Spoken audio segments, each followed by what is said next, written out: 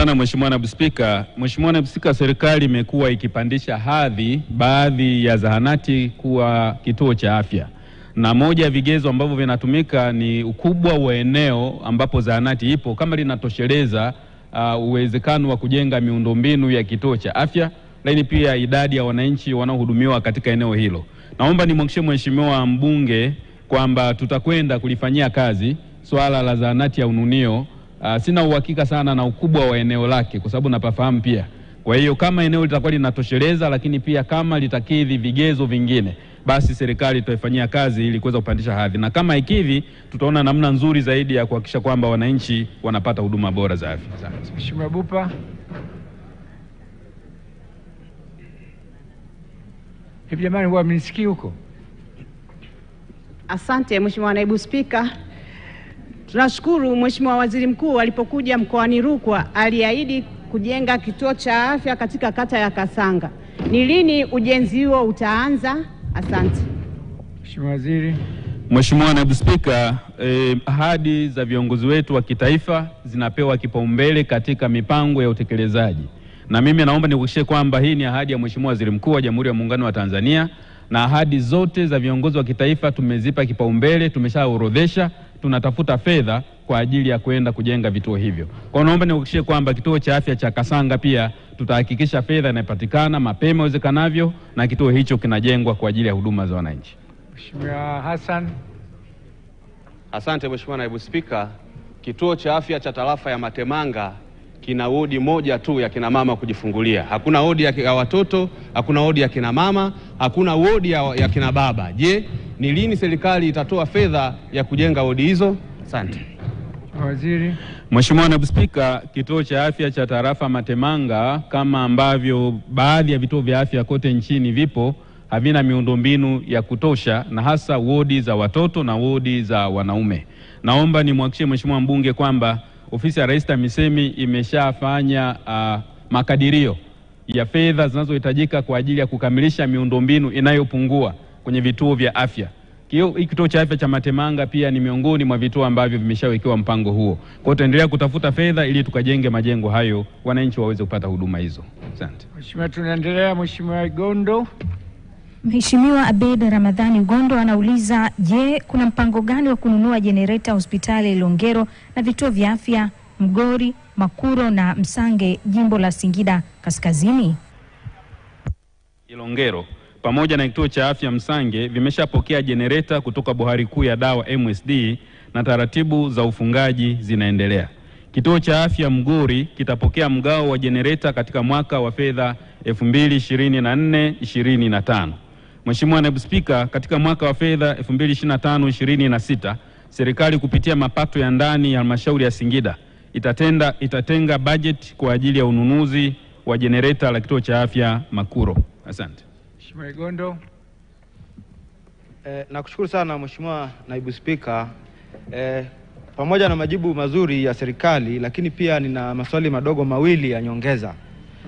Swali la kwanza, nakiri kwamba tumepokea hizo standby generator hospitali ya wilaya na kituo cha afya Mgori. Lakini Mheshimiwa Naibu Spika, majenereta haya bado hayajaanza kutumika kipindi kirefu sasa kutokana na kukosekana vile vibanda vya kuweza kutumika hizi standby generator. Ni lini sasa serikali itaweza kujenga hivyo vibanda ili hizi generator ziweze kutumika? Lakini pia na kule kwenye vituo vya afya vya Mgori na Makuro ambavyo havina. Lakini swali la pili, Mheshimiwa Naibu Spika, hospitali ya wilaya pamoja na vituo vya afya vyote vilivyopo katika jimbo la Singida Kaskazini havina nyumba au vyumba vya kuhifadhia maiti. Ni lini sasa serikali itajenga hizi mochwari ili kuepusha usumbufu unaotokea pindi dharura hizi zinapotokea? Asante. Mheshimiwa Waziri. Mheshimiwa Naibu Spika, kwanza naomba nitumie nafasi hii kumwelekeza mkurugenzi wa halmashauri ya wilaya ya Singida kwamba Mheshimiwa Rais ameshapeleka fedha, majenereta yamenunuliwa kwa ajili ya hospitali ya wilaya na vituo vya afya. Kazi yake ni kujenga kibanda kwa ajili ya kuweka jenereta ili wananchi waanze kupata huduma. Kwa hivyo kwa niaba ya Waziri wa Nchi Ofisi ya Rais TAMISEMI, namwelekeza ndani ya siku 45, mwezi mmoja na nusu, wahakikishe wamekamilisha ujenzi wa vibanda hivyo na generator hizo zifungwe zianze kutoa huduma kwa wananchi. Lakini swala la pili, Mheshimiwa Naibu Spika, kuhusiana na majengo ya kuhifadhia maiti, serikali inaendelea kutafuta fedha na kujenga miundombinu hiyo katika vituo vyetu kwa awamu. Lakini pia tunaendelea kusisitiza kwamba mapato ya ndani ya halmashauri yatumike kwa ajili ya kujenga baadhi ya miradi ikiwemo majengo haya muhimu katika jamii zetu ya kuhifadhia maiti. Kwa hiyo halmashauri waanze kufanya tathmini hiyo, lakini kama uwezo hautaruhusu basi ofisi ya Rais TAMISEMI itaunga mkono juhudi ambazo watakuwa wameanza utekelezaji wake. Asante. Mheshimiwa, tunaendelea ofisi ya Makamu wa Rais, Mheshimiwa Zahoro.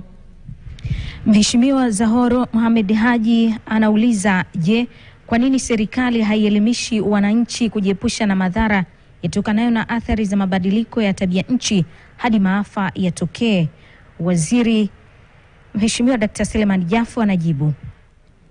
Mheshimiwa Naibu Spika, naomba kujibu swali la Mheshimiwa Zahoro Mohamed Haji, mbunge wa Mwera, kama ifuatavyo. Mheshimiwa Naibu Spika, serikali ya Jamhuri ya Muungano wa Tanzania imekuwa ikichukua hatua mbalimbali kwa kuelimisha wananchi kuhusu madhara yanayotokana na mabadiliko ya tabia nchi ili waweze kujilinda na maafa yanayosababishwa na mabadiliko ya tabia nchi. Baadhi ya hatua hizo ni pamoja na kutoa elimu kupitia njia mbalimbali, hasa vyombo vya habari na mikutano ya jamii.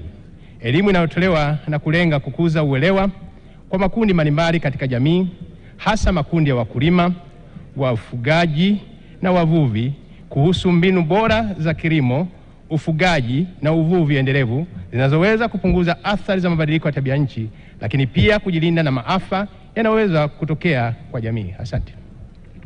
Mheshimiwa Zahoro.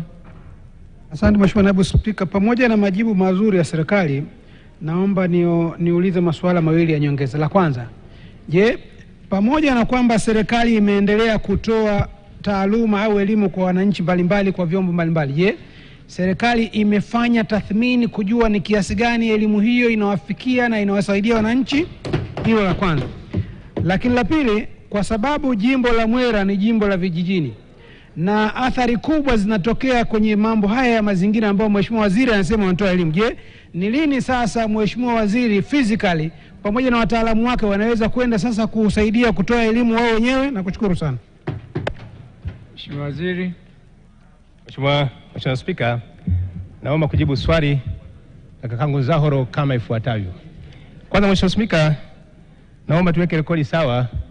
Kakangu Zahoro ni mzoefu sana, wakati akimsaidia makamu wa rais wakati ule alifanya kazi kubwa sana. Kwa hiyo naomba nimpe maua yake kwa kazi kubwa aliyofanya katika upande wa muungano na upande wa mazingira. Mheshimiwa Spika, katika upande wa tathmini, hivi karibuni tutatoa taarifa yetu ya mazingira ambayo naamini katika ninapofika mwezi Juni tutakuja tumepata taarifa ambayo iko very comprehensive.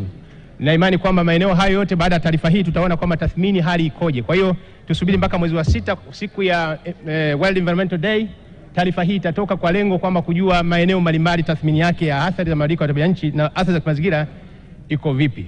Lakini swala zima la kutoa elimu naomba nichukue kwa sababu mimi nina dhamana ya muungano. Na unakumbuka Mheshimiwa mbunge huwa anakuja katika majimbo yenu kutembelea miradi ya mfuko wa jimbo na mambo mengine.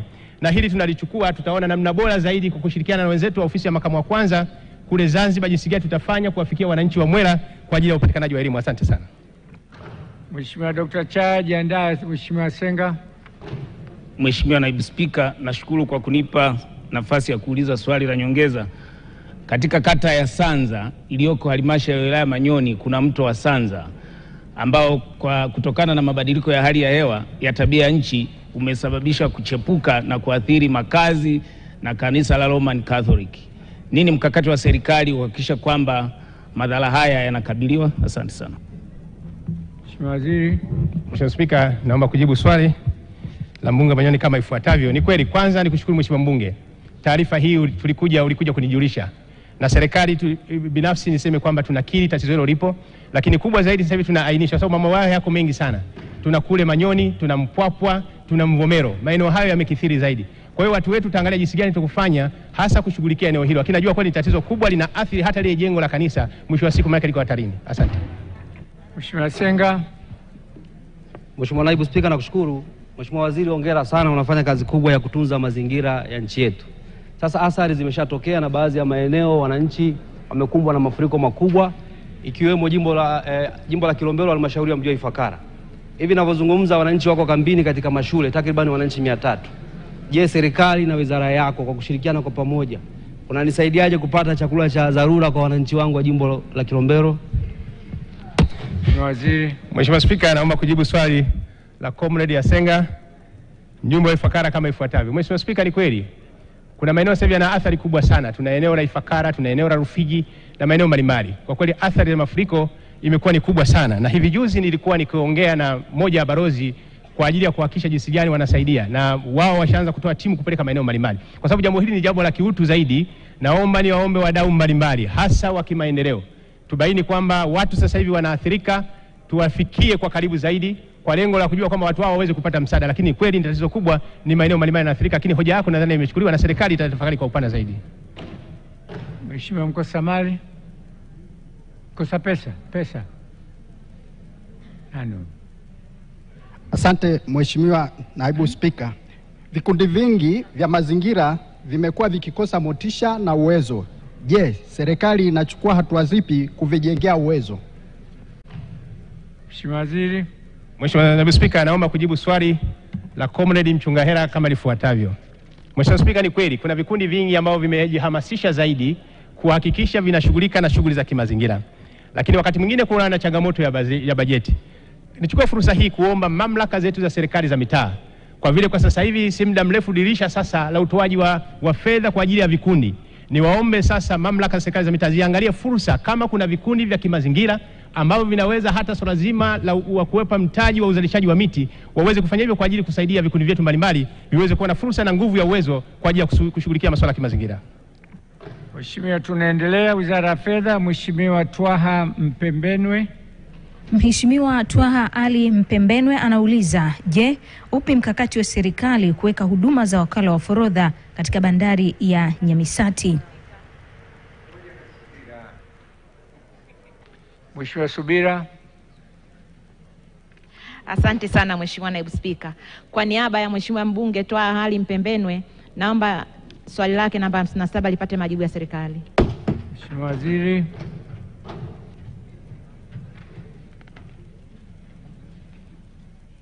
Asante sana Mheshimiwa Naibu Spika. Kwa niaba ya Waziri wa Fedha, naomba kujibu swali la Mheshimiwa Twaha Ali Mpembenwe, mbunge wa Kibiti kama ifuatavyo. Mheshimiwa Naibu Spika, maandalizi ya kutoa huduma za wakala wa forodha katika bandari ya Nyamisati yanaendelea, ambapo Novemba 2023 Mamlaka ya Mapato Tanzania ilifanya tathmini kujiridhisha na mawanda ya shughuli zinazofanyika katika eneo hilo. Matokeo ya tathmini hiyo yanaonyesha kuwa eneo hilo lina uhitaji wa huduma za forodha. Hivyo serikali inatarajia kufungua ofisi za forodha katika bandari ya Nyamisati mwaka 2024-2025. Asante Mheshimiwa Spika. Mheshimiwa Mgalu. Asante sana Mheshimiwa Naibu Spika kwa kunipa nafasi kuuliza maswali mawili ya nyongeza. Kwanza nimpe pole Mheshimiwa mbunge Twaha na wananchi wa Kibiti kwa mafuriko makubwa yanayoendelea kule. Lakini pamoja na hayo, maswali yangu mawili ya nyongeza ni kama ifuatavyo. Kwa kuwa jibu la msingi limeonyesha utayari wa serikali kufungua ofisi ya forodha katika bandari ya Nyamisati, na kwa kuwa bandari ya Nyamisati imeonyesha ofisi katika mamlaka ya mapato TRA, naomba kujua, je, serikali ipo tayari mpaka Disemba 2024 ofisi hiyo imefunguliwa kwa umuhimu wake wa kuongeza mapato? Swali la pili, kwa kuwa wafanyabiashara wa vyombo vya mashua kutoka Zanzibar wapo tayari kusafirisha bidhaa kwa kutumia bandari ya Nyamisati kwa kuwa ina miundombinu iliyo kamili, je, Mheshimiwa Naibu Waziri yupo tayari kushirikiana na mbunge Twaha pamoja na mimi mbunge wa mkoa kukutana na wafanyabiashara hao ili kuzungumza na kuatia moyo katika maandalizi ya kutumia bandari ya Nyamisati? Mheshimiwa Waziri. Asante sana Mheshimiwa Naibu Spika. Naomba kujibu maswali mawili ya Mheshimiwa Subira, balozi wa Mamlaka ya Mapato Tanzania kama ifuatavyo. Mheshimiwa Naibu Spika, serikali iko tayari, na ndio maana jibu la msingi tumesema mwaka huu wa fedha 2024-2025 forodha hiyo itafunguliwa. Kwa serikali iko tayari, haitofika Disemba hiyo itakuwa tumeanza hiyo zoezi. Lakini swala la pili, naibu waziri yuko tayari, Mheshimiwa Naibu Spika, kuambatana na Mheshimiwa mbunge Twaha, lakini pia kuambatana na Mheshimiwa balozi wetu Bisubira kwenda kukaa na wafanyabiashara hao. Asante sana. Mheshimiwa, tunaendelea. Wizara ya Afya, Mheshimiwa Tarimo. Mheshimiwa Priscus Jacob Tarimo anauliza, je, upi mpango wa kurejesha TFDA kwani imeacha masuala ya chakula na inakinzana na utaratibu wa usimamizi wa chakula na dawa duniani? Mheshimiwa Dr. Godwin Mollel, naibu waziri, anajibu swali hilo. Kwa niaba ya waziri wa afya naomba kujibu swali la Mheshimiwa Priscus Jacob Tarimo, mbunge Moshi mjini kama ifuatavyo. Mheshimiwa Naibu Spika, serikali katika kuimarisha mazingira ya biashara nchini ilifanya maamuzi kupitia bunge lako tukufu ya kuhamisha majukumu ya usimamizi na udhibiti wa ubora wa chakula na vipodozi kutoka iliyokuwa TFDA na kuyapeleka TBS ambako ndiko afua zote za usimamizi zinatekelezwa huko kwa sasa. Mheshimiwa Naibu Spika, swala la kurejesha usimamizi huo kwa TMDA bado linaendelea kujadiliwa ndani ya serikali, na mara litakapokamilika mapendekezo ya utekelezaji yatawasilishwa bungeni. Mheshimiwa Naibu Spika, naomba kuwasilisha. Mheshimiwa Tarimo. Asante sana Mheshimiwa Naibu Spika. Kwa kuwa tayari imeshaonyesha kwamba TBS imeshindwa kushughulikia masuala ya chakula, na kwa kuwa kamati mbalimbali za bunge, kamati ya afya imetoa mapendekezo masuala haya ya chakula yapelekwe TMDA, lakini kamati zingine zimesema irejeshwe TFDA, na kwa kuwa practice duniani ni Foods and Drugs Authority, ni kwa nini mchakato huo sasa usifanyike kwa haraka zaidi? Mheshimiwa Waziri.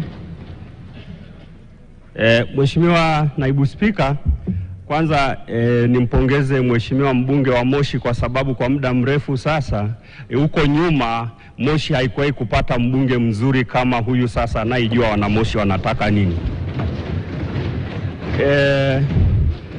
Kwa swali lake ambalo kimsingi ni swali moja la mwisho, ni kwamba kwa kweli kwa sababu hili jambo limepitishwa na bunge letu tukufu, na bunge ni organ kubwa muhimu sana, tunakuomba kwa sababu serikali inaendelea na huo mchakato, tuendelee kufuata taratibu zote ambazo zilifuatwa huko nyuma, alafu hili jambo litakuja bungeni kama maelekezo ya kamati yalivyoelekeza, kwa kushirikiana kwanza serikalini kukubaliana na kuweka mambo sawa kabla ya kulileta bungeni kabla hajaiva vizuri.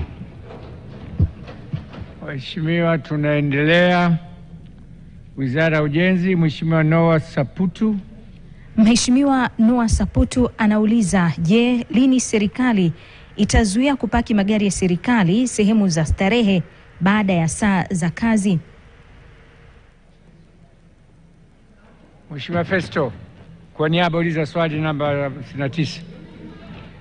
Mheshimiwa Naibu Spika, kwa niaba ya Mheshimiwa Saputu naomba swali namba 59 ipate majibu ya serikali. Mheshimiwa Waziri. Saputu.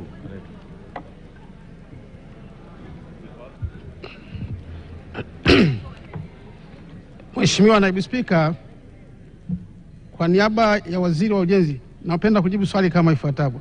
Serikali kupitia waraka wa Rais namba 1 wa mwaka 1998 kuhusu hatua za kubana matumizi ya serikali ilielekezwa kuwa magari yote ya serikali yanatakiwa kuwa yameegeshwa sehemu zilizotengwa kwa ajili hiyo ifikapo saa 12 jioni bila kukosa, vinginevyo kiwepo kibali rasmi kinachoruhusu gari la serikali kuwepo barabarani baada ya saa 12 jioni.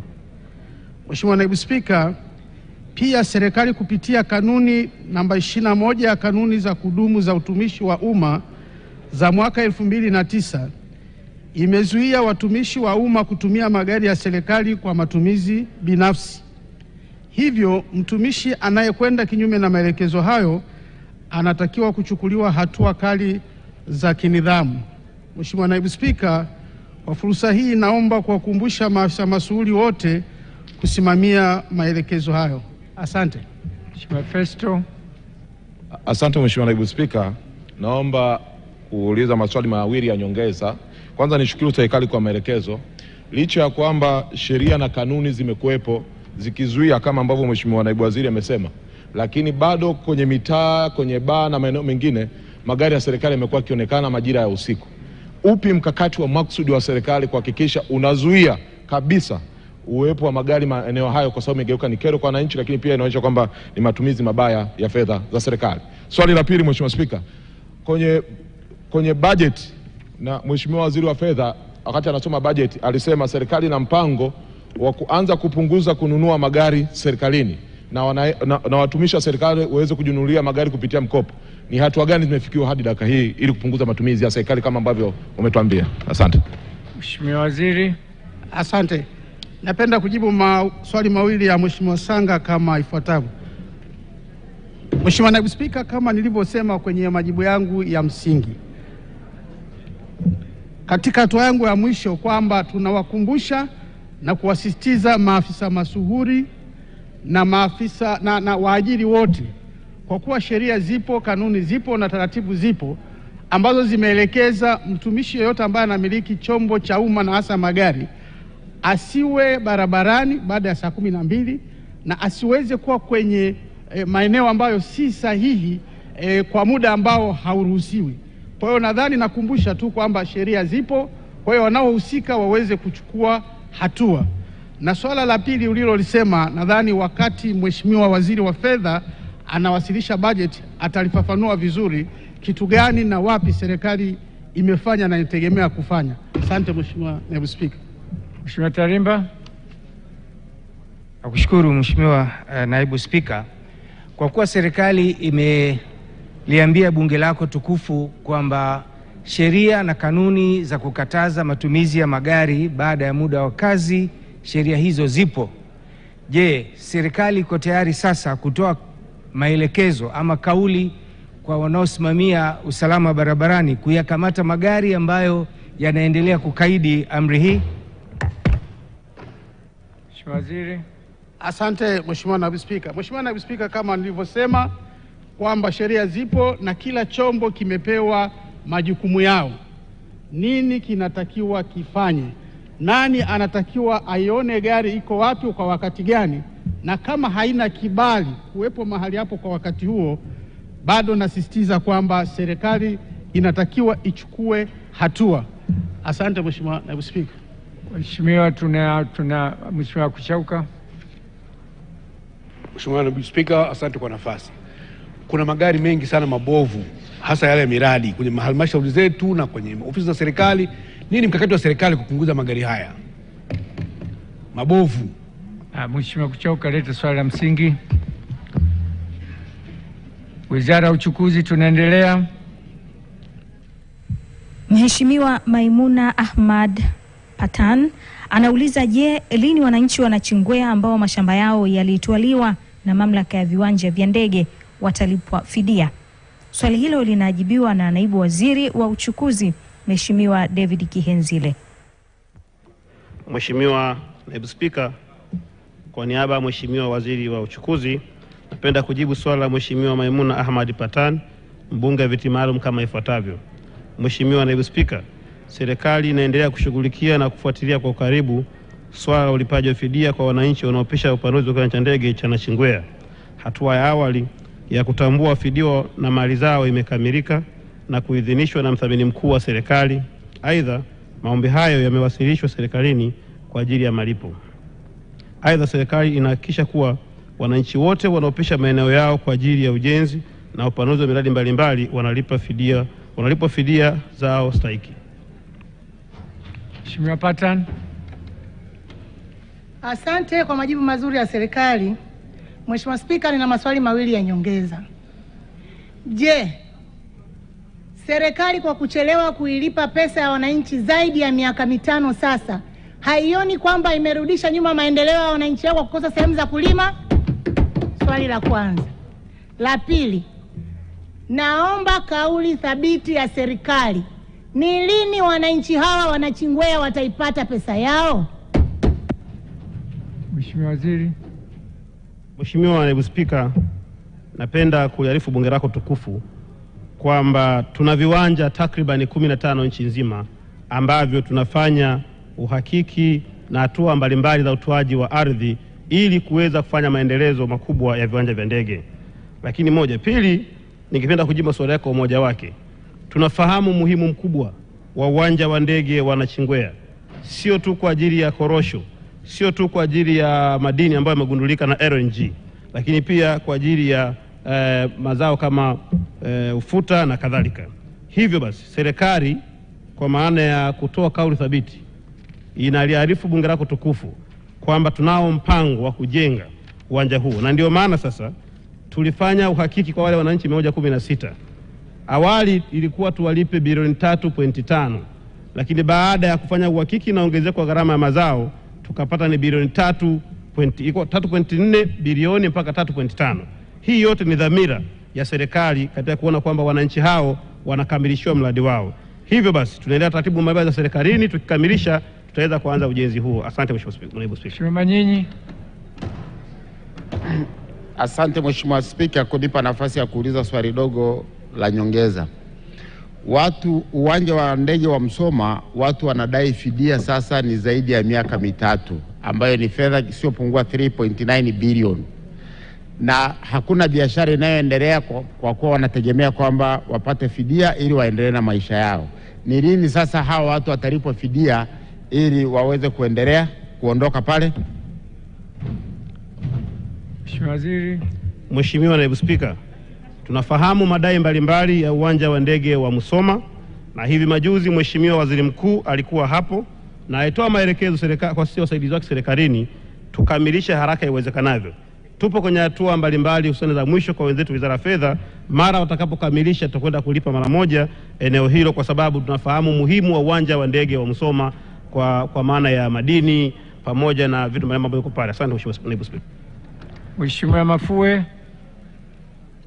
Asante Mheshimiwa Naibu Spika. Kwanza naishukuru serikali kwa kutupa bilioni 11 kwa ajili ya kulipa fidia wananchi wale waliokuwa uwanja wa ndege wakia waweze kuondoka. Lakini kumejitokeza changamoto ndogo ndogo.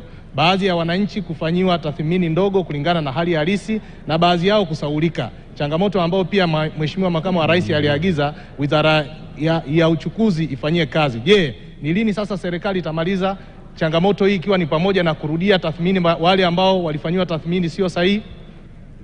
Mheshimiwa Waziri.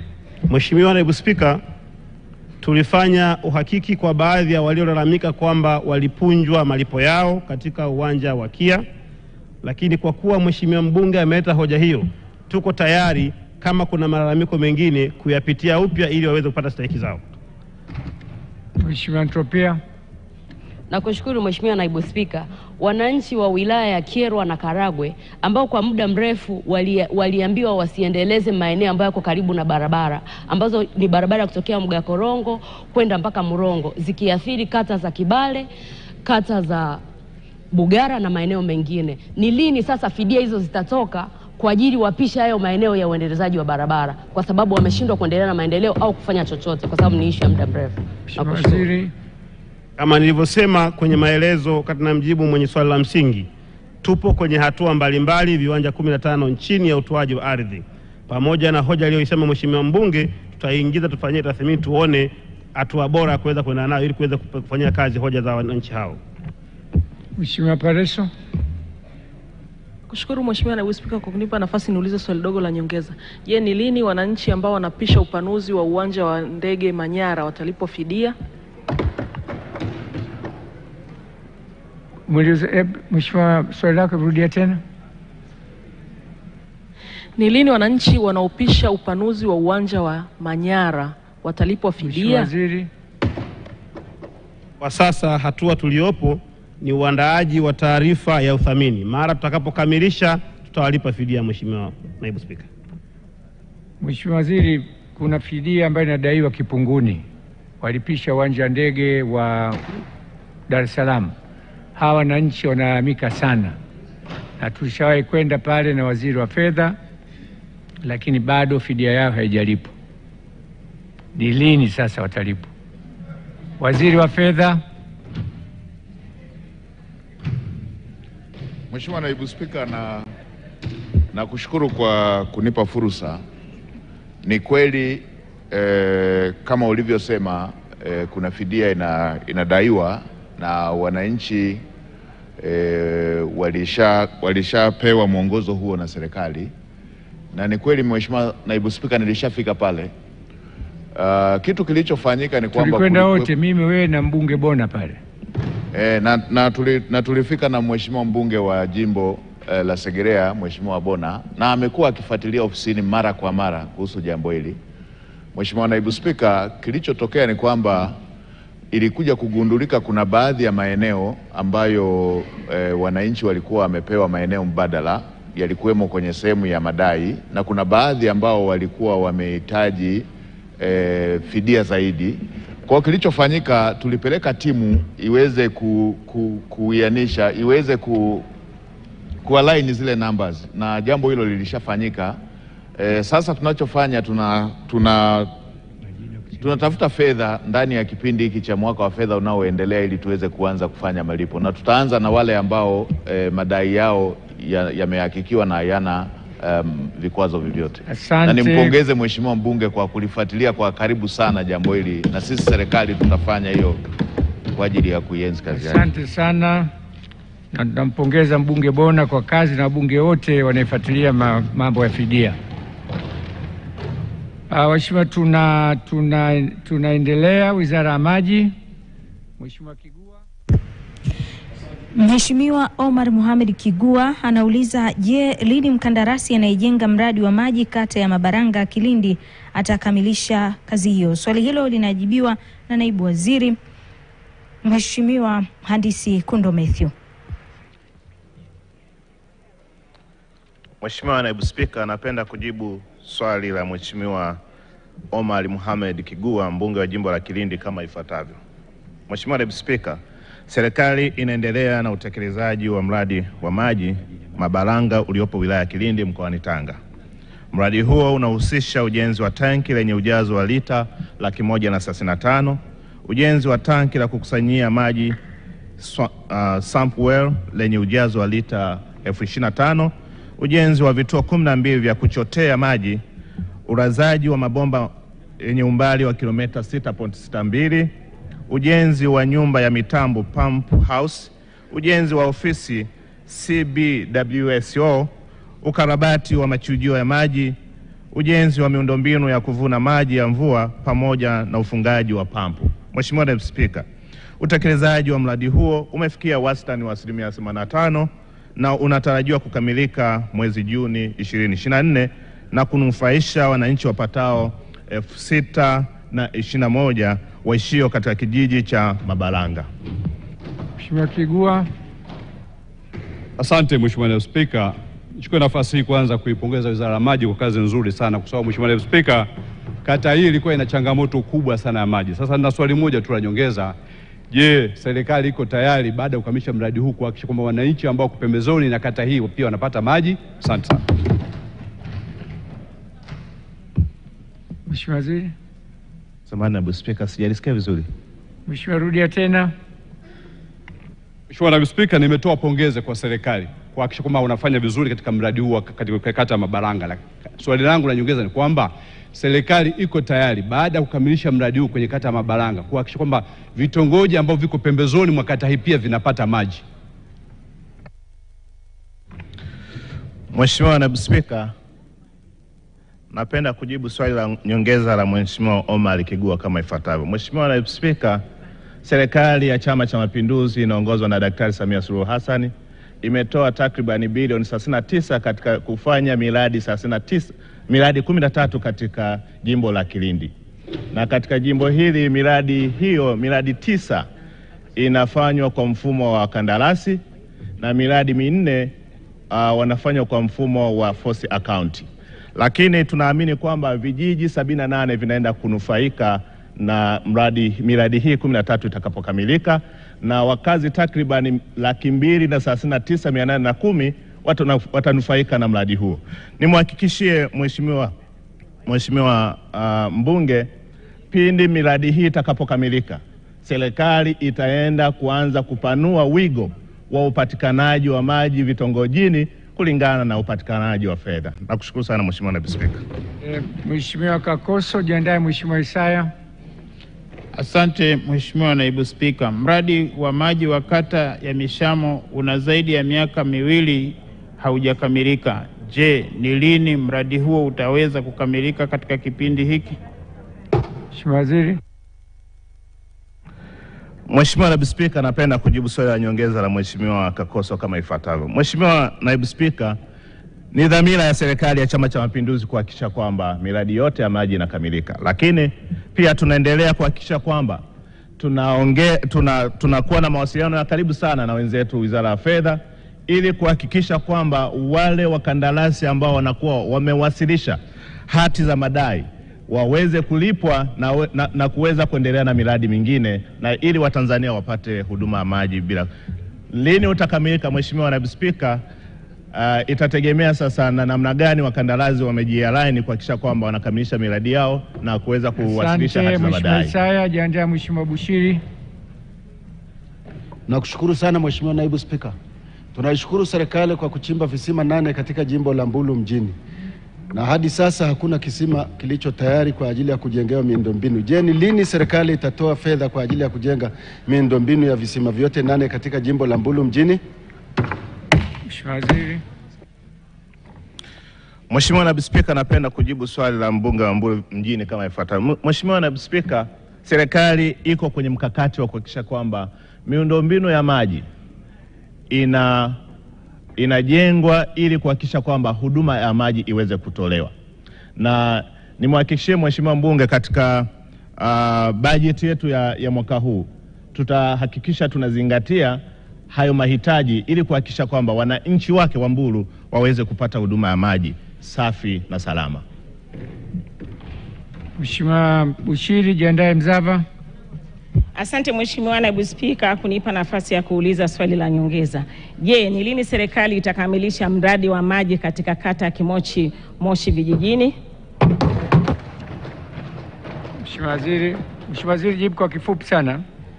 Muda wetu unakwenda. Mheshimiwa Naibu Spika, napenda kujibu swali la nyongeza kama ifuatavyo. Mheshimiwa Naibu Spika, naomba nipokee changamoto hii kwanza nikaielewe kwa kina na ili tuweze kuifanyia kazi kulingana na uhitaji wake. Nakushukuru sana Mheshimiwa Naibu Spika. Mheshimiwa Mzava, jiandae Mheshimiwa Masare.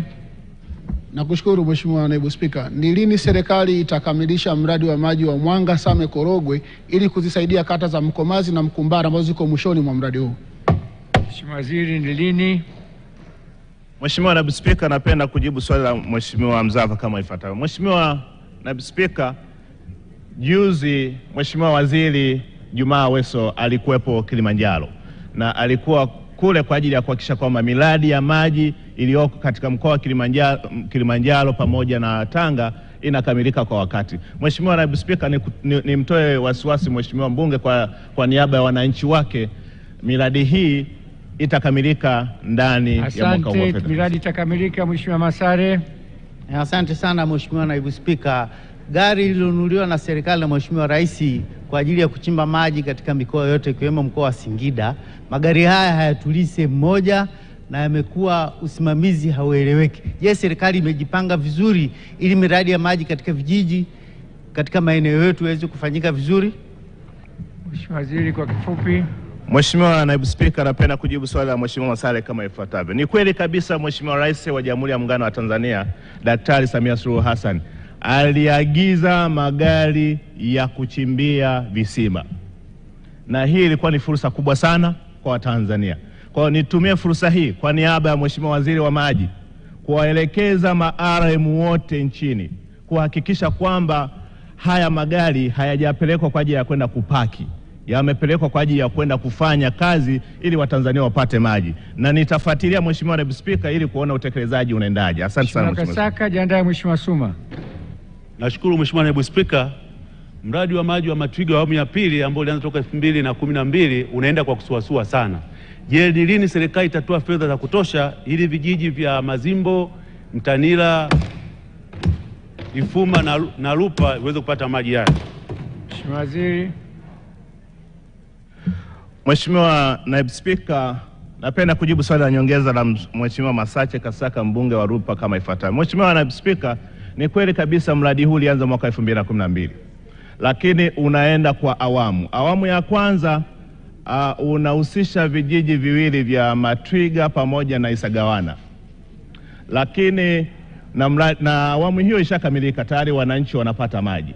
Lakini awamu ya pili ambayo inahusisha vijiji 6 upo katika 90%.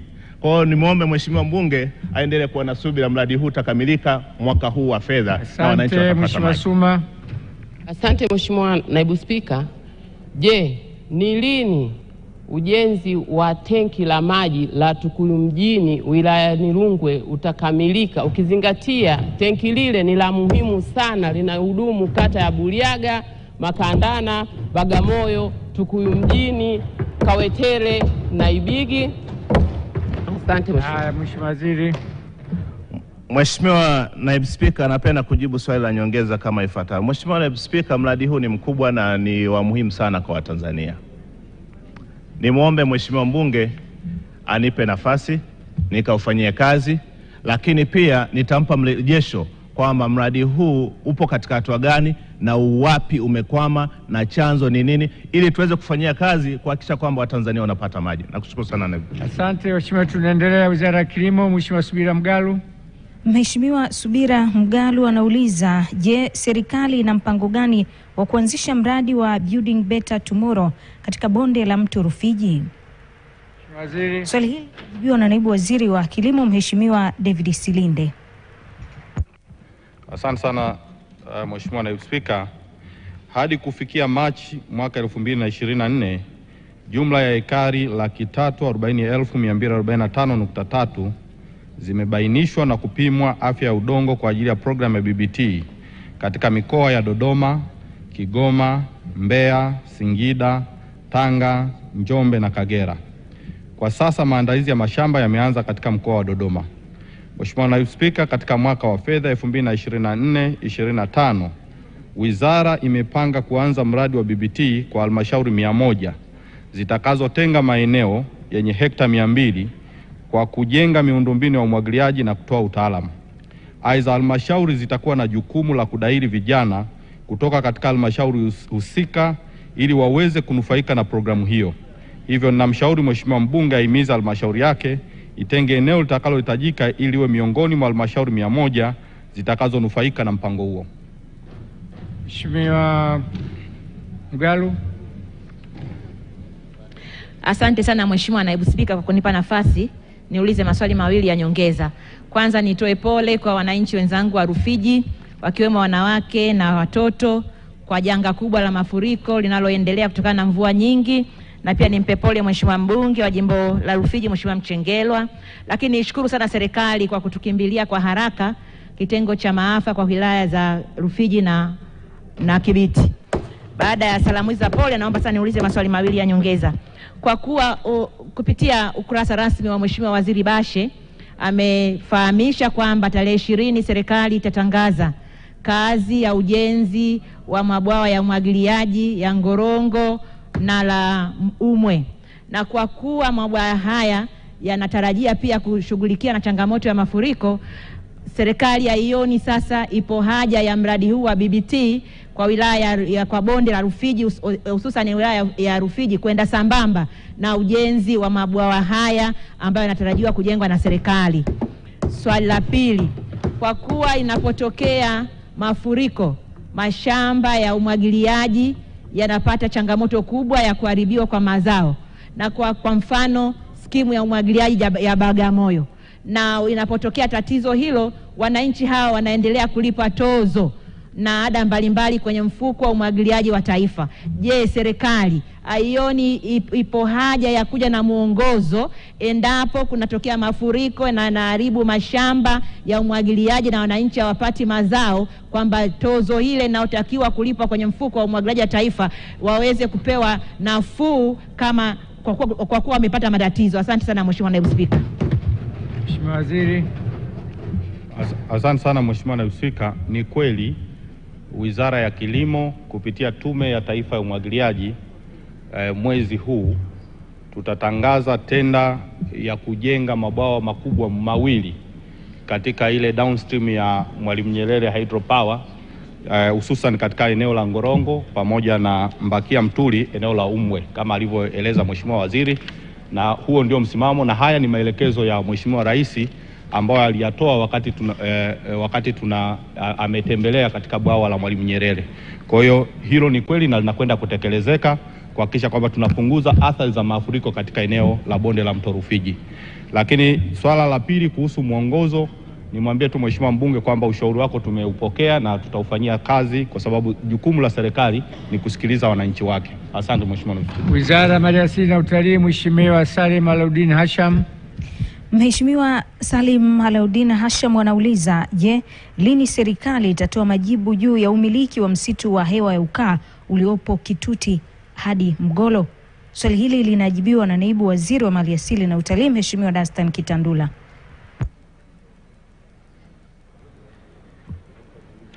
Mheshimiwa Naibu Spika, kifungu cha 23 cha sheria ya misitu kimeweka utaratibu wa uanzishaji wa usimamizi wa maeneo ya msitu kisheria.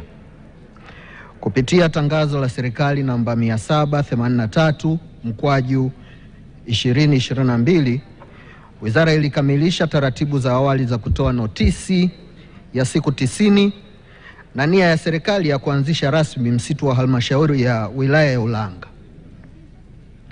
Kwa sasa wizara inakamilisha taratibu za kisheria za kuanzisha msitu huo ambao utakuwa chini ya umiliki wa halmashauri ya wilaya ya Ulanga.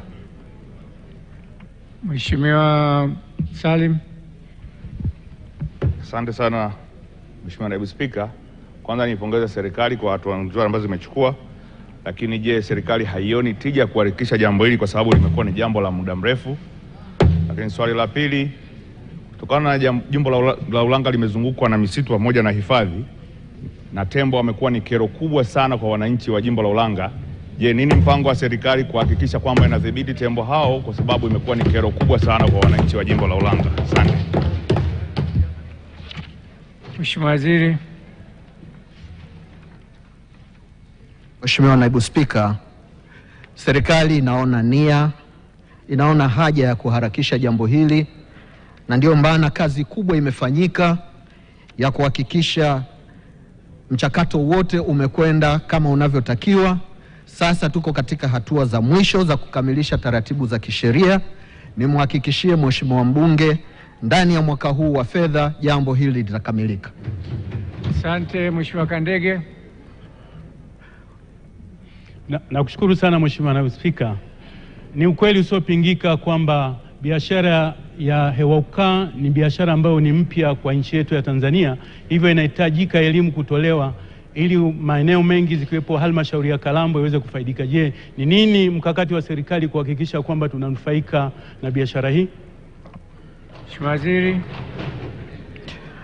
Mheshimiwa Naibu Spika, ni kweli kwamba ipo haja ya elimu ya jambo hili kutolewa, na ndio maana ofisi ya Makamu wa Rais eneo la mazingira imekuwa ikiendelea kutoa elimu hii.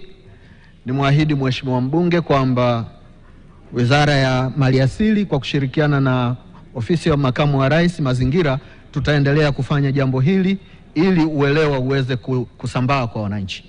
Mheshimiwa Robert Chacha. Mheshimiwa Naibu Spika, nakushukuru kwa nafasi. Je, serikali italipa lini kifuta jasho na kifuta machozi kwa wananchi wa jimbo la Bunda mjini? Hebu niletee swali lako. Asante Mheshimiwa Naibu Spika. Je, serikali italipa lini kifuta jasho na kifuta machozi kwa wananchi wa jimbo la Bunda mjini ambao wamelishiwa mazao yao? Sasa hilo swali lilete swali la msingi. Swali la msingi kilete kwenye swali lako la msingi. Mheshimiwa, tunaendelea Wizara ya Ulinzi na Ujeshi Kujenga Taifa. Mheshimiwa Engineer Stella Manyanya. Asante sana Mheshimiwa Naibu Spika. Wa kuyafanya mafunzo ya mgambo kuwa sehemu ya mafunzo kwa vijana wanaokosa nafasi ya kujiunga na JKT. Swali hili linajibiwa na Waziri wa Ulinzi na Jeshi la Kujenga Taifa, Mheshimiwa Dr. Stagomena Tax.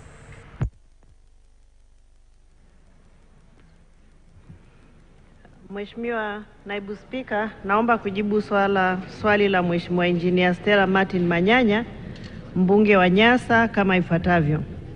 Jeshi la Akiba ambalo ndio jeshi la mgambo lilianzishwa kwa sheria ya jeshi la akiba namba 2 ya mwaka 1995 ili kuandaa nguvu ya akiba kwa ajili ya kusaidia jeshi la kudumu wakati wa vita, operesheni na majanga, na kuandaa umma wa Tanzania ili kuweza kuelewa kuwa dhana ya ulinzi wa taifa ni jukumu la kila Mtanzania. Vijana 600 kutoka kila mkoa hupata mafunzo kila mwaka. Mheshimiwa Naibu Spika, Jeshi la Kujenga Taifa lilianzishwa kupitia sheria ya Jeshi la Kujenga Taifa namba 2 sura ya 193 ya mwaka 1964 ambayo ilirejewa mwaka 2002 kwa malengo ya ulinzi wa taifa, kujenga uzalendo na mshikamano, uzalishaji mali na kutoa elimu ya kujitegemea. Mheshimiwa Naibu Spika, kuanzishwa kwa vyombo hivyo kulilenga mahitajio tofauti. Kwa muktadha huo, hakuna mpango wa kufanya mafunzo ya Jeshi la Akiba kuwa sehemu ya mafunzo ya vijana wanaokosa nafasi ya kujiunga na Jeshi la Kujenga Taifa. Aidha, vijana wenye sifa wanaruhusiwa kuomba kujiunga na mafunzo ya Jeshi la Akiba. Mheshimiwa Naibu Spika, naomba kuwasilisha. Mheshimiwa Manyanya. Asante sana Mheshimiwa Naibu Spika. Kwa kuwa ili jeshi la akiba au mgambo linaonekana kuwa na hadhi tofauti kidogo kilinganishwa na jeshi la kujenga taifa, na tumeshuhudia kwa siku za hivi karibuni kabla ya marekebisho kwamba hata ajira zikitangazwa zilikuwa zinalenga zaidi jeshi la kujenga taifa katika baadhi ya maeneo. Je, serikali haioni kwamba iko haja sasa ya kuboresha haya mafunzo ya jeshi la mgambo ili kuwavutia vijana wengi zaidi waweze kwenda huko na kuwezesha uwiano na jeshi la kujenga taifa, ikizingatiwa kwamba jeshi la kujenga taifa halina uwezo kwa sasa wa kuwachukua vijana wote wenye uhitaji wa kupitia huko? Mheshimiwa Waziri. Asante Mheshimiwa Naibu Spika. Naomba nijibu swala la nyongeza la Mheshimiwa mbunge kama ifuatavyo. Kwanza nimpongeze kwa kuendelea kutoa umuhimu kwa jeshi la akiba ambalo ni jeshi muhimu sana. Na kama nilivyotoa majibu katika swala la msingi, majeshi haya mawili yameanzishwa kwa madhumuni tofauti. Lakini ushauri aliyoutoa ni ushauri mzuri, ukizingatia sasa hivi tunajaribu kuangalia ni jinsi gani tunaweza tukawachukua vijana wote wanaostahili kwenda kujiunga na jeshi la kujenga taifa. Kwa hiyo pamoja na kwamba mahitajio ya majeshi haya ni tofauti, tutauangalia huo ushauri tuone kama unaweza kufanyiwa kazi namna gani. Mheshimiwa, tunaendelea Wizara ya Habari, Mawasiliano. Mheshimiwa Anna Richard Lupembe. Mheshimiwa Anna Richard Lupembe anauliza, je, lini serikali itajenga minara ya mawasiliano katika kata ya Litapunga Nsimbo? Swali hili linajibiwa na Naibu Waziri Mheshimiwa Mary Priska Mahundi. Asante Mheshimiwa Naibu Spika. Awali ya yote nipende kumshukuru Mwenyezi Mungu mwingi wa rehema kwa kuendelea kuniruhusu kutimiza majukumu yangu. Pia nimshukuru sana Mheshimiwa Rais Dr. Samia Suluhu Hassan kwa kuendelea kuniamini na kunipa kazi, nami nimwahidi kuendelea kujituma zaidi. Namshukuru zaidi pia Dr. Tulia Ackson, Spika na Rais wa IPU, pamoja na wewe Mheshimiwa Naibu Spika kwa kuendelea kutuongoza vizuri hata tunaweza kutimiza majukumu yetu. Nipende kumshukuru Mheshimiwa Waziri Jumaa Midu Aweso kwa kunipa ushirikiano zaidi ya miaka 3 na kunifanya niweze kutimiza majukumu yangu. Mwisho si kwa umuhimu, naomba nimshukuru sana Mheshimiwa Waziri Nape Mnauye kwa kunipokea vizuri ndani ya wizara pamoja na Katibu Mkuu pamoja na management, na waahidi kutoa ushirikiano wangu wa dhati ili kuweza kutimiza majukumu ya wizara yetu. Mheshimiwa Naibu Spika, serikali kupitia mfuko wa mawasiliano. Na mtazamaji wa TVC1, tukuombe radhi kwa kukatiza matangazo hayo ya bunge kutoka huko jijini Dodoma. Na sasa tunarejea hapa jijini Dar es Salaam, tunaelekea chuo cha kumbukumbu ya Mwalimu Nyerere kule Kivukoni jijini Dar es Salaam, ambako kunafanyika kongamano la kumbukumbu ya Mwalimu Julius Kambarage Nyerere, na mada kuu ikilenga ni mchango wa Mwalimu Nyerere katika uongozi, amani, umoja na uwajibikaji kwenye ujenzi wa taifa. Na huko tunao watangazaji wetu Mavura pamoja na John Matias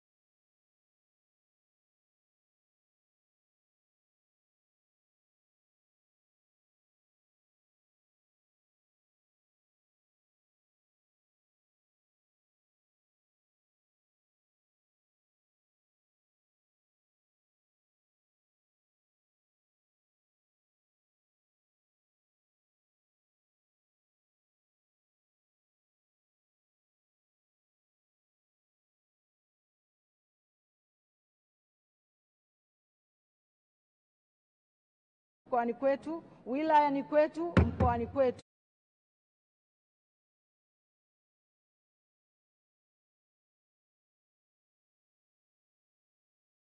Yake anasikia mwenyewe kwa masikio yake.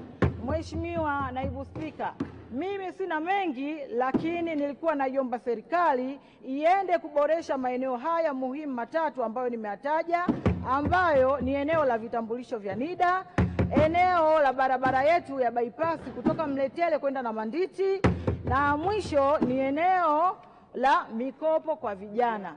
Vijana wetu hawa tunaomba wafikiwe na hii mikopo. Tunaomba wakanufaike, badala ya kundi la watu wachache wananufaika na mikopo hii. Wananchi wetu wale, vijana wetu hawafahamu hii, wanafahamu zaidi ile mikopo ya 10% tu ya halmashauri. Kwa hiyo naomba serikali ifanye utaratibu mzuri, ifanye maandalizi mazuri namna ya kuwafikia vijana wetu ili nao waweze kunufaika, vijana wa nchi nzima. Mheshimiwa Naibu Spika, kwa hayo naomba kuunga mkono hoja sana.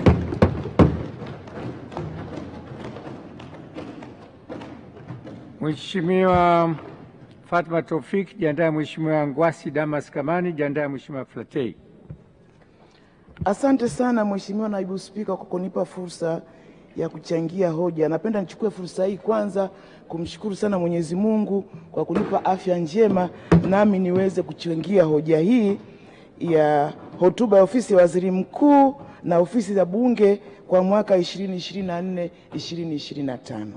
Mheshimiwa Naibu Spika, nami pia naomba niungane na waheshimiwa wabunge wote ambao wameshachangia kwa kuendelea kumpongeza sana Rais wetu wa Jamhuri ya Muungano wa Tanzania maono yake ya kuhakikisha kwamba Watanzania tunapata maendeleo endelevu. Mheshimiwa Naibu Spika, sambamba na hilo naomba nimpongeze sana Mheshimiwa Waziri Mkuu kwa hotuba yake nzuri, lakini pia nimpongeze Naibu Waziri Mkuu, mawaziri wote katika wizara hii, manaibu mawaziri, watendaji wote kwa hotuba ambayo imeandaliwa kwa umahiri mkubwa sana. Pongezi nyingi sana. Mheshimiwa Naibu Spika, mimi naomba nijielekeze katika maeneo matatu.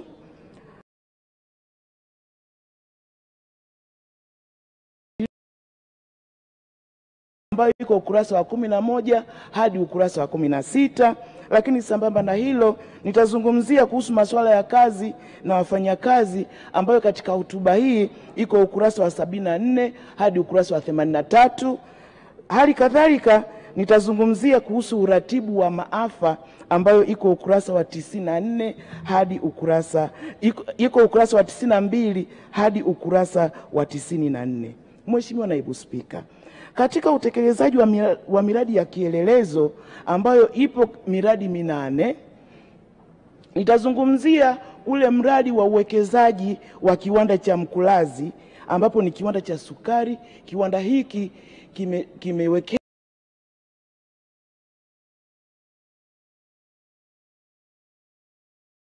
kuwekeza katika kiwanda hiki, na pia ujenzi wa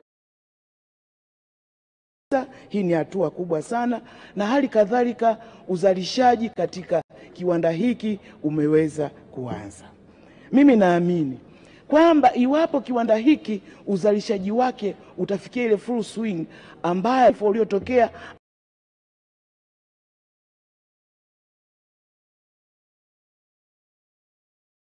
je, serikali haioni kwamba umefikia wakati pengine labda kuangalia namna bora kwamba pengine kama imebainika kwamba kuna majanga kama hizo mvua za El Nino ambavyo vinaweza vikaleta athari, yale matenki ambayo yako pale, kwamba ule mchuzi ambao unaozalishwa kwa kukamua ile miwa yaweze kupatikana yao kwa wingi zaidi ili kusudi mchuzi ule uweze kuhifadhiwa. Lakini sambamba na hilo kuna ile syrup ambayo mwisho wa siku ikiwa processed inakuja kuwa sukari, kwamba ile syrup ikawekwa mle maybe kwa muda mrefu, yani ambapo haitaharibika, ili kusudi sasa kuwe kuna hifadhi ya kutosha pindi inapotokea sasa madhara kama haya, sukari iweze kuzalishwa kwa wingi. Naamini jambo hili linaweza kupatikana. Kwa hiyo mimi nilikuwa naomba nichukue kuishauri serikali kwamba basi Natambua kwamba tahadhari zimekuwa zikichukuliwa, lakini basi ichukuliwe tahadhari ya mapema zaidi na kuona kama majanga mengine yanaweza kutokea hapo in future, basi matenki haya yaweze kuwepo ya kutosha, ili kusudi sasa ile miwa iweze kuvunwa kwa wakati, alafu mchuzi wake ule uweze kuhifadhiwa na hatimaye iweze kutengenezwa sukari. Mheshimiwa Naibu Spika, jambo jingine ambalo nitamani kulizungumzia ni kuhusiana na masuala ya wafanyakazi ambayo iko ukurasa wa 74 hadi ukurasa wa 83. Naendelea kuipongeza sana serikali kwa kuratibu uzalishaji wa fursa za ajira ili Watanzania hasa vijana ambao ni kundi kubwa sana ambao wamekuwa na tatizo kubwa sana la ajira. Sina shaka serikali imekuwa ikijitahidi sana na imefanya programu mbalimbali za kuhakikisha kwamba vijana wanapata ajira, wanaajiriwa au wanaweza wakajiajiri wenyewe, na hasa zile ajira ambazo zina staha. Mheshimiwa Naibu Spika, mimi naomba nizungumzie zaidi kwenye ile program ya kukuza ujuzi. Natambua kwamba serikali imekuwa na juhudi nyingi sana za kuhakikisha kwamba vijana wanapata mafunzo ya ujuzi katika fani mbalimbali. Na sisi bahati nzuri, kamati yetu ya ustawi na maendeleo ya jamii tumeweza kutembelea vituo mbalimbali ambapo serikali imekuwa ikitekeleza miradi hii ya kukuza ujuzi kwa ajili ya vijana. Tumeona kwa kweli, tunaipongeza sana serikali. Tumeona vijana wenye ulemavu wamekuwa wakipata stadi za ujuzi za ufundi, ufundi cherehani, ufundi magari, ufundi uwashi, ufundi bomba na mengineyo mengi. Kwa hiyo hii ukiwakuzia ujuzi na maana kwamba mwisho wa siku vijana hawa wote wenye ulemavu na ambao wako kawaida wataweza kujiajiri wao wenyewe na hatimaye waweze kujikwamua katika swala zima la maisha. Lakini sambamba na hilo, Mheshimiwa Naibu Spika, kwamba kuwa na hivi vituo na hizi programs ni jambo moja, lakini mimi naomba niishauri serikali ione umuhimu sasa wa kutenga budget, kwamba vijana hawa wanapokuwa wamefuzu mafunzo yale ya kukuza ujuzi iweze kutengwa bajeti maalum, kwamba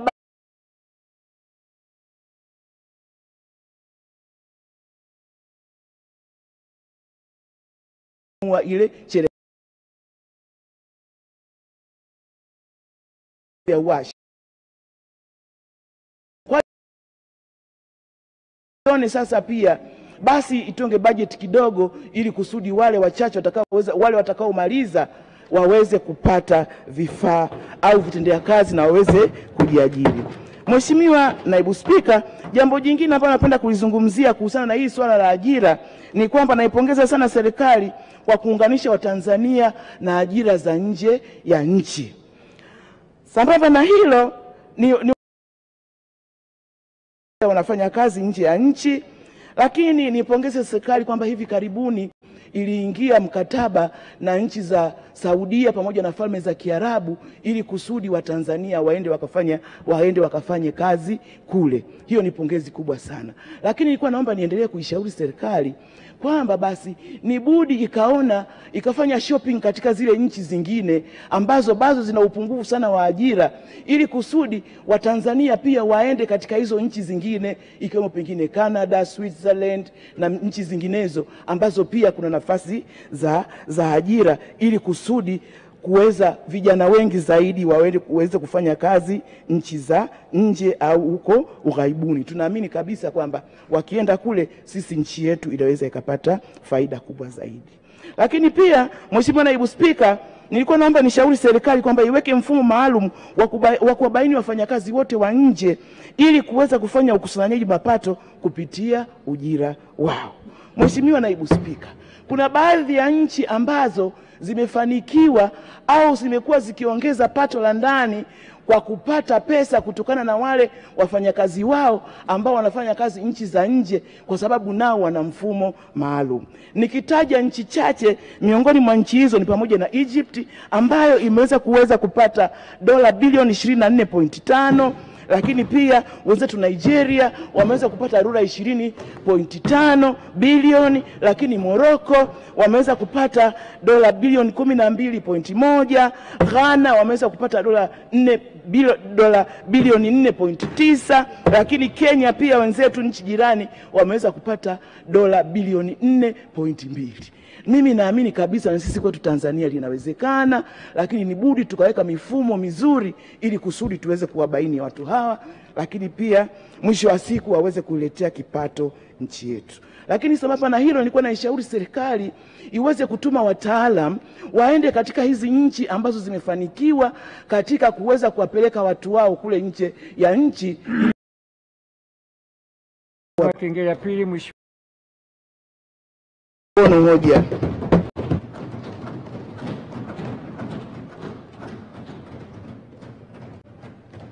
Asante sana. Nashukuru sana Mheshimiwa Naibu Spika kwa nafasi hii ya kuchangia na mimi katika wizara hii muhimu sana. Mheshimiwa Naibu Spika, kuna msemo unaosema progress is a double-edged sword, au maendeleo ni upanga wenye makali kuwili.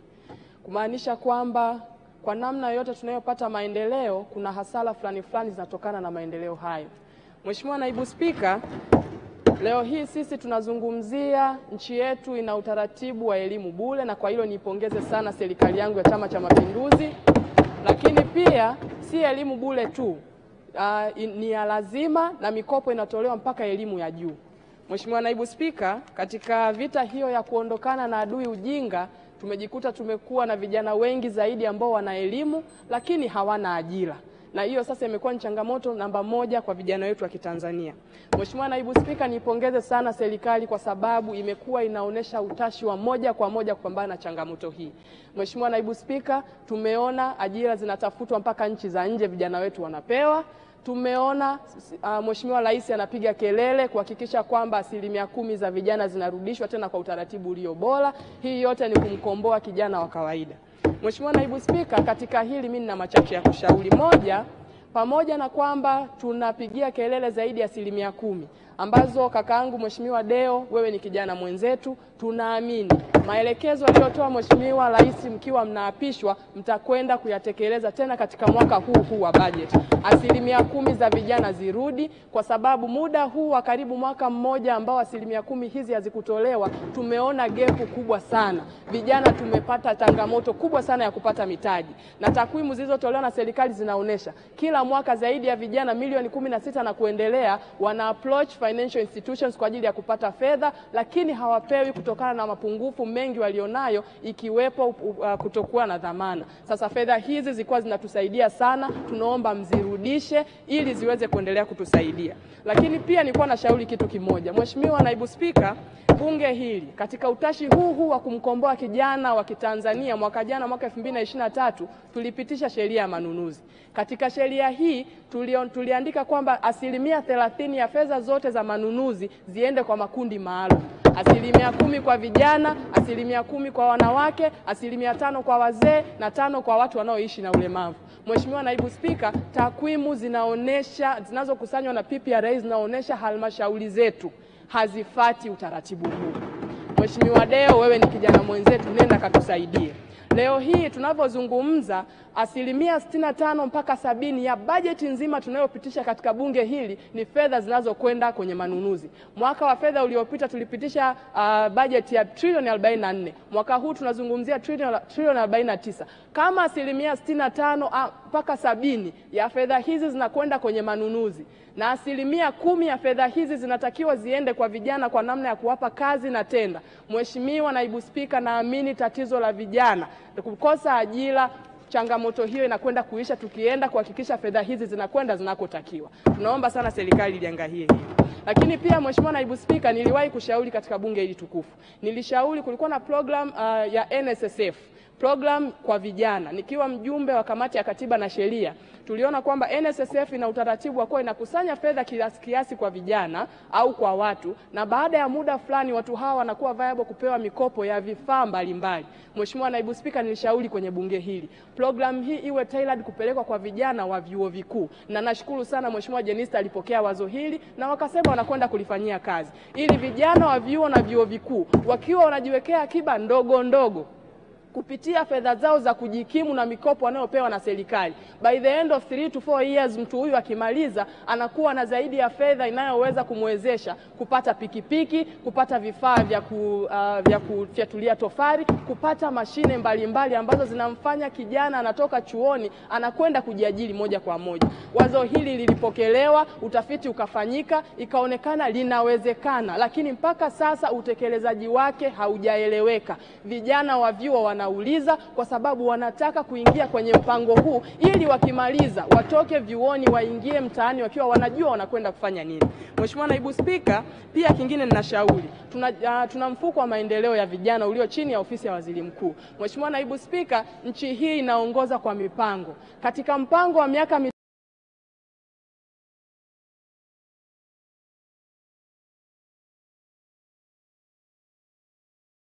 mitano, mpaka leo tunapozungumza mfuko huu umepewa shilingi bilioni 1 tu. Ni mwaka mmoja tu ambao ni mwaka 2023 ndio fedha ziliingizwa. Lakini cha kusikitisha zaidi, mwaka huu badala ya kuendelea kutenga bilioni 1 wamepunguza mpaka milioni 600. Mheshimiwa Naibu Spika, hii yote inakwenda kinyume na utashi tunaouona wa serikali kusaidia vijana. Maombi yanayotolewa katika mfuko huu ya vijana kuhitaji mikopo ni mingi, lakini badala ya kutafuta vyanzo vingine kuongeza fedha katika mfuko huu, kufidishia fedha ambazo zimekuwa hazitolewi kwa miaka mingine, badala yake wanapunguza zaidi fedha hizi. Mheshimiwa Naibu Spika, katika hili naomba Mheshimiwa Waziri anapokuja kutujibu atusaidie kupata justification ya upunguzaji wa fedha hizi, na ni kwa nini zisiongezwe, na zile ambazo hazikutolewa kwa miaka mingine iliyopita kwa nini zisitolewe ili vijana waweze kunufaika. Ajira nyingi zaidi kwa vijana. Attention kubwa zaidi iweko kwenye kuanzisha viwanda. Ili Mheshimiwa Naibu Spika, yetu itahakikisha viwanda vingi zaidi. Leo hii tunaongelea mapinduzi katika sekta ya kilimo. Hizo zote ni malighafi, zinakwenda kuchakatwa wapi? Huku ndiko tunakotakiwa pia kuzalisha ajira nyingi kwa vijana. Lakini wakati huo huo, Mheshimiwa Deo, ni kuombe vijana wengi wanaofanya kazi kwenye viwanda vya wawekezaji wetu wa nje wanalalamika treatment yao si nzuri. Niombe sana maafisa wetu wawe wanatembelea mara kwa mara kuhakikisha Watanzania hawa vijana wanaofanya kazi kwenye hivi viwanda wanakuwa treated kama ambavyo sheria. Mheshimiwa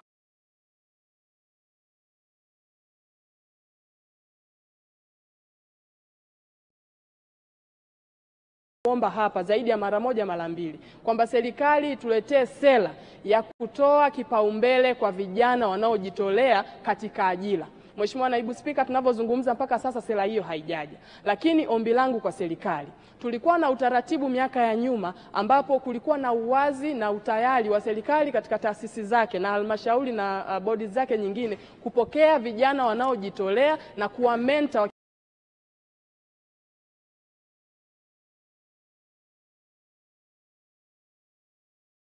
taasisi mbalimbali za serikali kuwapokea vijana wanaojitolea ili waweze kupata uzoefu, lakini pia katika kujitolea huko wanachangia katika pato la si wote anaamua kupata uelekeo mwingine kwa fursa ile aliyoipata. Mheshimiwa Naibu Spika, wahenga walisema mtembea bure si sawa na mkaa bure. Leo hii kijana anayehitimu anayekaa nyumbani ni tofauti na yule ambaye tukimruhusu aende akajitolee kwenye taasisi zetu za serikali. Kijana unakuta anaomba kujitolea tu kwenye halmashauri, lakini anaomba na bembelezo Tanzania na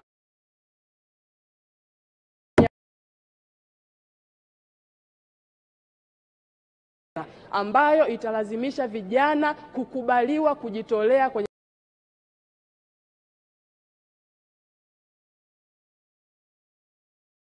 asili. Mimi nadhani ni jukumu la serikali kuhakikisha kwamba inatunza taarifa zake ili ambaye hatakiwi kuziona asizione.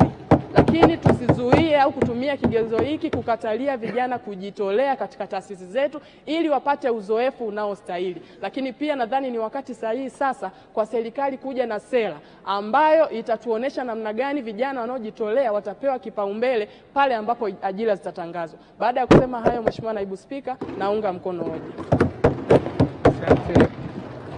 Mheshimiwa Flatei, jiandae. Mheshimiwa Jonas William Mbunda, jiandae. Mheshimiwa Kakunda. Asante Mheshimiwa Naibu Spika kwa nafasi.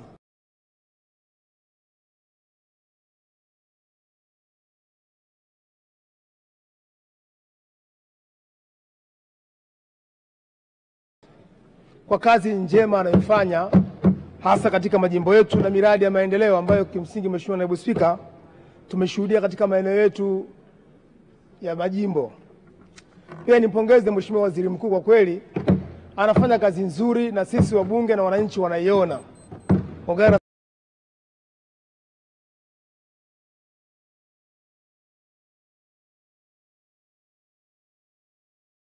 Niwashukuru pia mawaziri wanne na mawaziri wawili ambao pia mnamsaidia Waziri Mkuu katika utendaji. Spika, mimi leo na machache nataka niende haraka kidogo kwa sababu najua muda ni mfupi. Mheshimiwa Waziri Mkuu, kwangu kule kuna shida kubwa hasa ya umeme. REA haikufanya vizuri kule kwetu. Mimi na vijiji 76.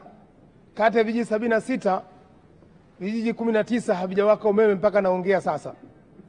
Kwa hiyo nikuombe, najua umeisema sana katika hotuba yako, umefika 96%, lakini tuna majimbo Tanzania 254.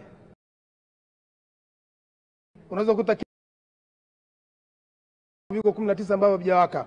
Naomba tu kwa kweli Mheshimiwa, najua unafanya kazi kubwa, basi weka nguvu kidogo ili mkandarasi amalize vile vijiji. Na ombi langu ni kwamba tunajua kuna mradi unaokuja unaoitwa ujazilizi. Basi tusipoteze hiyo nafasi ya ujazilizi, lakini pia kuna kilomita 2 katika maeneo hayo. Kwa hiyo ombi langu ni kwamba kwa kweli wananchi wa jimbo la Mbulu vijijini wakumbuke katika hali hiyo. Lakini Mheshimiwa Waziri Mkuu, liko jambo hapa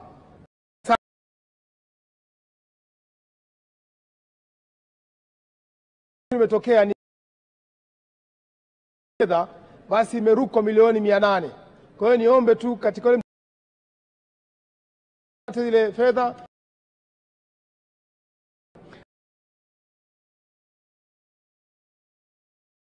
pita ya mwaka 2012 tulikuwa Watanzania kidogo, tulikuwa milioni kama 40 na kitu. Leo tuko milioni 61. Niombe sasa, maeneo utawala kwa kweli kule yamekuwa makubwa, hasa wa jimbo la Mbulu vijijini na maeneo mengi vijiji na kata zinahitaji kugawanywa kutokana na wingi wa watu, kutokana na kuna sera ambayo tumeweka sisi kama serikali kwamba D/D, ugaduaji wa madaraka kwa kupeleka madaraka kule vijijini, hasa kutokana na vijiji kuwa vikubwa sana. Vitongoji vingine ni vikubwa, vina shule ya msingi 2, vina ofisi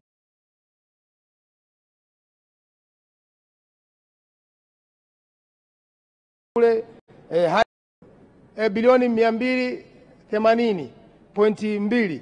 Ukiangalia Mheshimiwa Naibu Spika, ni wazi kwamba kutokana na fedha zilizotolewa sio rahisi miradi yote kutekelezwa. Na ukiangalia sasa hivi wakandarasi wengi wako site na hawana namna yote kwa sababu fedha hawajapewa na hawajalipwa.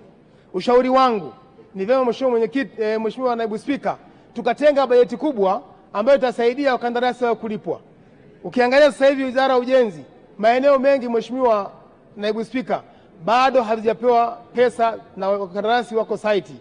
Mimi ombi langu Mheshimiwa Waziri Mkuu, ikija wakati wa bajeti hii tuone namna ya kufanya. Serikali iongeze bajeti, na sisi wabunge mtu isaidie Wizara ya Ujenzi, kwa sababu kila mbunge humu analalamika habari ya barabara na hali ya barabara si nzuri.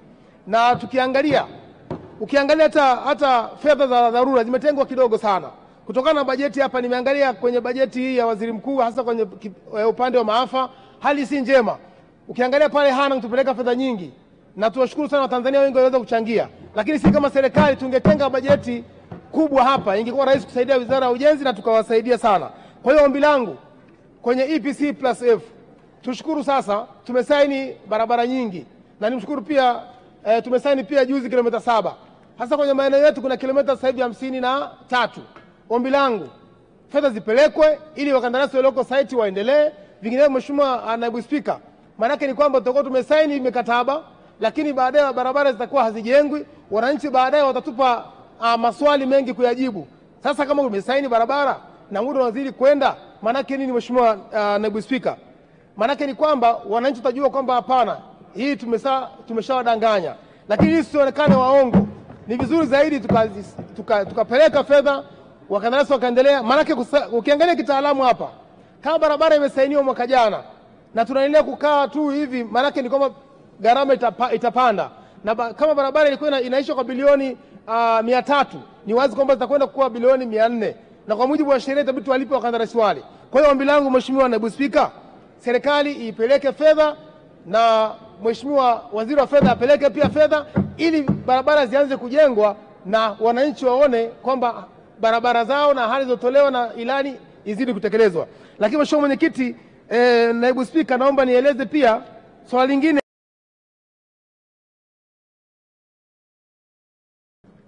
Ujenzi wa barabara. Niwashukuru sana Mheshimiwa Naibu Spika. Tumesaini barabara hizi. Ni mwanzo mzuri sana. Sasa tumefunga ndoa.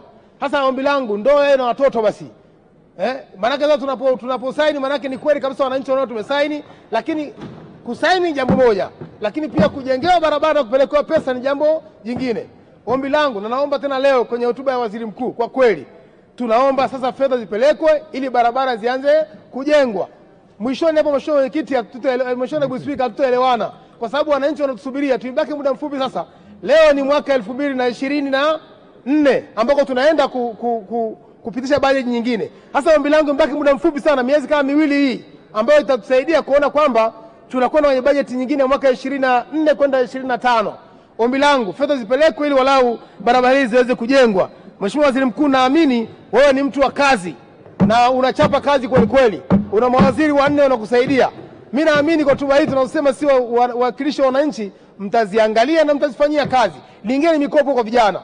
Ndugu yangu, najua mko mawaziri hapo vijana, mnamsaidia Waziri Mkuu. Huko ndugu yangu Ndejemi, huko na ndugu yangu hapa Umi, lakini Katambi huko hapo. Hebu saidieni vijana katika nchi. Mikopo hii inatakiwa na vijana. Tumeshapata maswali mengi kule. Najua utaratibu haukuwa mzuri. Basi wekeni utaratibu wa kibenki vizuri kabisa, mikopo vijana wapate, na hakika vijana wakipata mikopo watatushukuru na wao wataweza kuendelea. Wewe unajua wazi kabisa vijana walioko mtaani, Mheshimiwa Naibu Spika, ni wengi sasa hivi. Wanahitaji hiyo mikopo na wanaisubiri kwa hali na mali. Na sisi katika mikutano yetu tukifika tu unauliza Mheshimiwa Mbunge, mikopo inaanza lini? Mikopo inakuaje? Na kwa sababu imesimama kwa muda mfupi huu, mimi naona mtakuwa tena naomba ile pasenti yao ijumlishe kutokana na pasenti kutokana na mwezi na mwezi, tuendelee kutoa. Mheshimiwa Naibu Spika, nikushukuru na asante sana, naunga mkono hoja. Asante sana.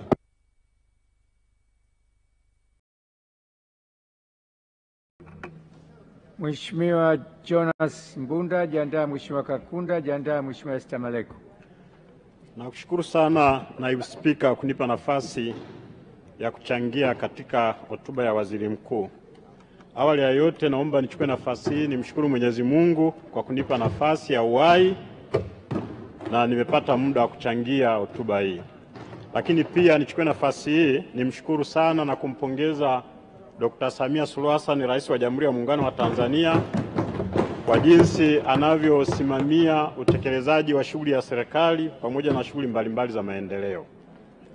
Naomba pia nichukue nafasi hii kumpongeza na kumshukuru sana Mheshimiwa Waziri Mkuu, Mheshimiwa Kassim Majaliwa pamoja na Naibu Waziri Mkuu Dr. Doto Biteko kwa kusimamia vizuri shughuli za serikali.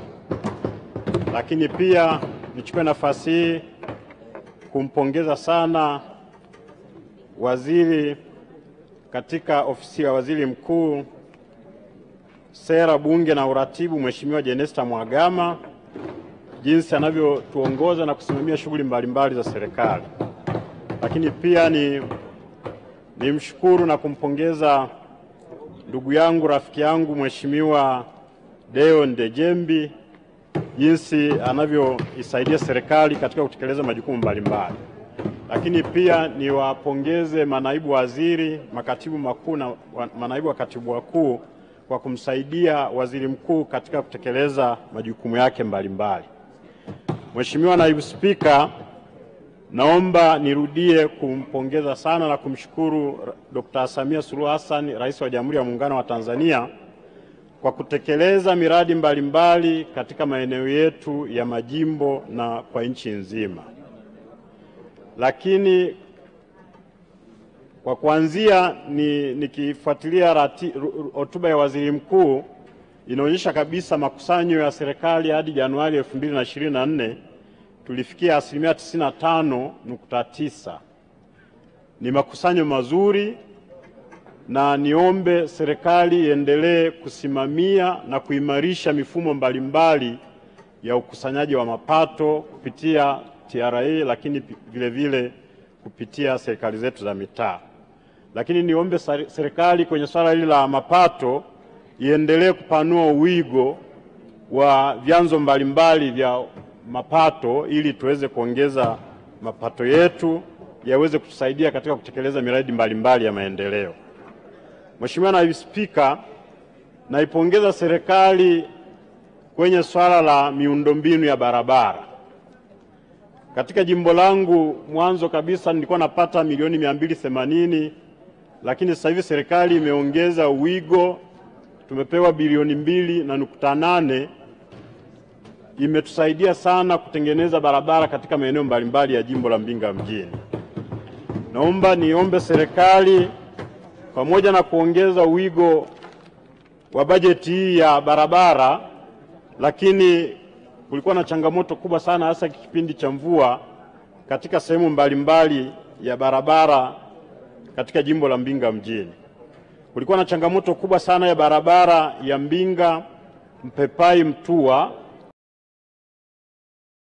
Sehemu kubwa ni eneo la miinuko ya milima. Sehemu hiyo ilikuwa imeharibika sana na wananchi wa kutoka eneo la Mpepai walishindwa kusafirisha mazao, lakini hata kusafiri katika hali ya kawaida kuja eneo la Mbinga kwa ajili ya kumaliza shughuli zao mbalimbali za kijamii.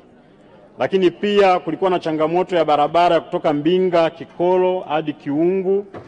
Maeneo haya yote yana jiografia sawa. Lakini pia kulikuwa na changamoto ya barabara ya Mbinga Kitanda hadi Masimeli. Kwa hiyo niombe serikali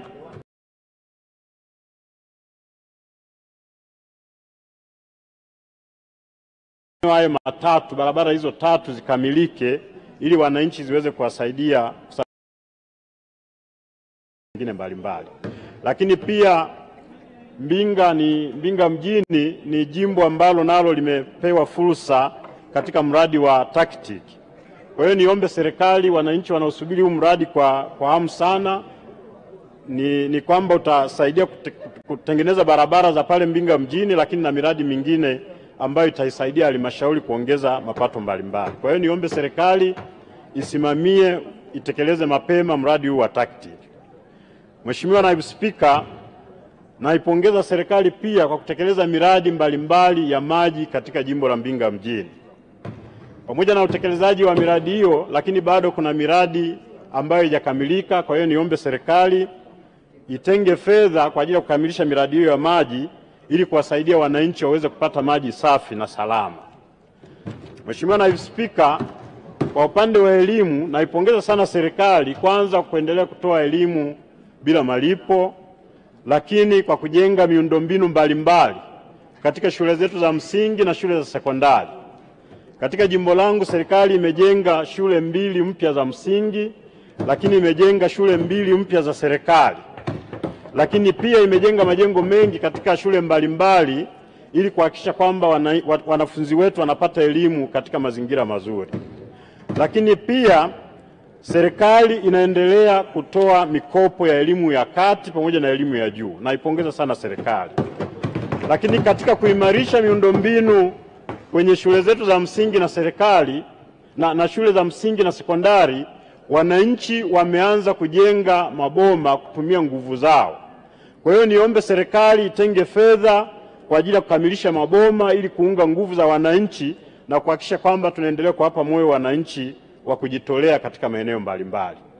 Mheshimiwa Naibu Spika, kwa upande wa nishati, naipongeza sana serikali imejitahidi kupeleka umeme kupitia REA katika maeneo mbalimbali ya vijiji vyetu, lakini kwenye eneo langu, eneo la Mbinga mjini, bado kuna vijiji ambavyo havijapelekewa umeme. Kuna kijiji cha Ruvuma chini, kijiji cha Ruangai, kijiji cha Mtua, kijiji cha Kikolo, kijiji cha Ruwe na kijiji cha Iringa. Baadhi ya maeneo hayo serikali tayari imeanza kupeleka nguzo.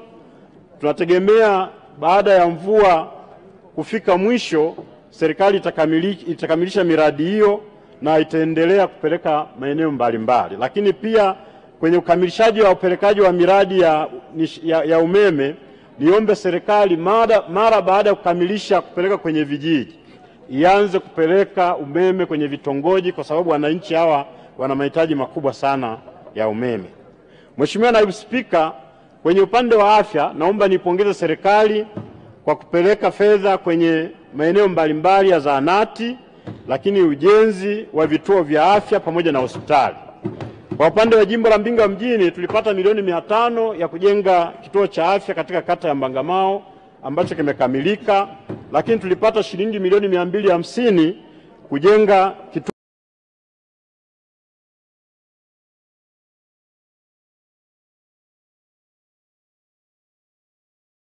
kituo cha afya katika kata ya Muyangayanga.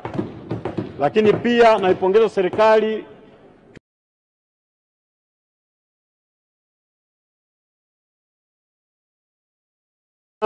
lakini niombe tuongezewe fedha ili tuweze kukamilisha ukarabati na ujenzi wa hospitali ya halmashauri ya mji wa Mbinga. Mheshimiwa Naibu Spika, kwa upande wa kilimo, naipongeza sana serikali kwa kuendelea kutoa pembejeo, ruzuku ya pembejeo kwenye mazao yetu, lakini bado kuna haja ya kuendelea kuangalia tozo mbalimbali katika zao la kahawa ili zipunguzwe, lakini pia kuendelea kuhakikisha kwamba yanapatikana masoko ya uhakika katika mazao haya ya kahawa pamoja na mahindi.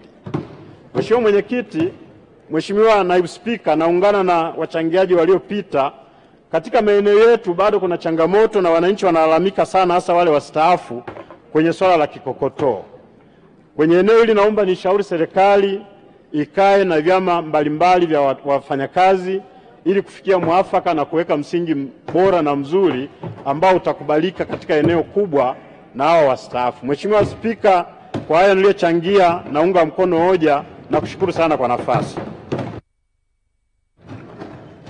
Mheshimiwa Kakunda. Nashukuru sana Mheshimiwa Naibu Spika kwa nafasi hii, na mimi nianze kwa kutoa pongezi nyingi kwa Rais Samia Suluhu Hassan kwa kazi kubwa anayoendelea kuifanya hasa kwenye majimbo yetu. Kwa kweli tumeshuhudia ubora mkubwa sana kwenye sekta za elimu, sekta ya afya, sekta ya maji, sekta ya mawasiliano, sekta ya umeme na sekta nyingine nyingi za kijamii na kiuchumi. Kwa hiyo kwa kweli lazima tumpe maua yake. Rais anafanya kazi kubwa sana katika kuliongoza baraza la mawaziri, anafanya kazi kubwa sana. Leo hii Mheshimiwa Naibu Spika, mimi nitazungumzia maeneo kama matatu tu hivi muhimu ambayo yanagusa wananchi wa jimbo langu. Mradi wa kwanza ambao nitauzungumzia, ambao bado ni changamoto kubwa sana kwetu,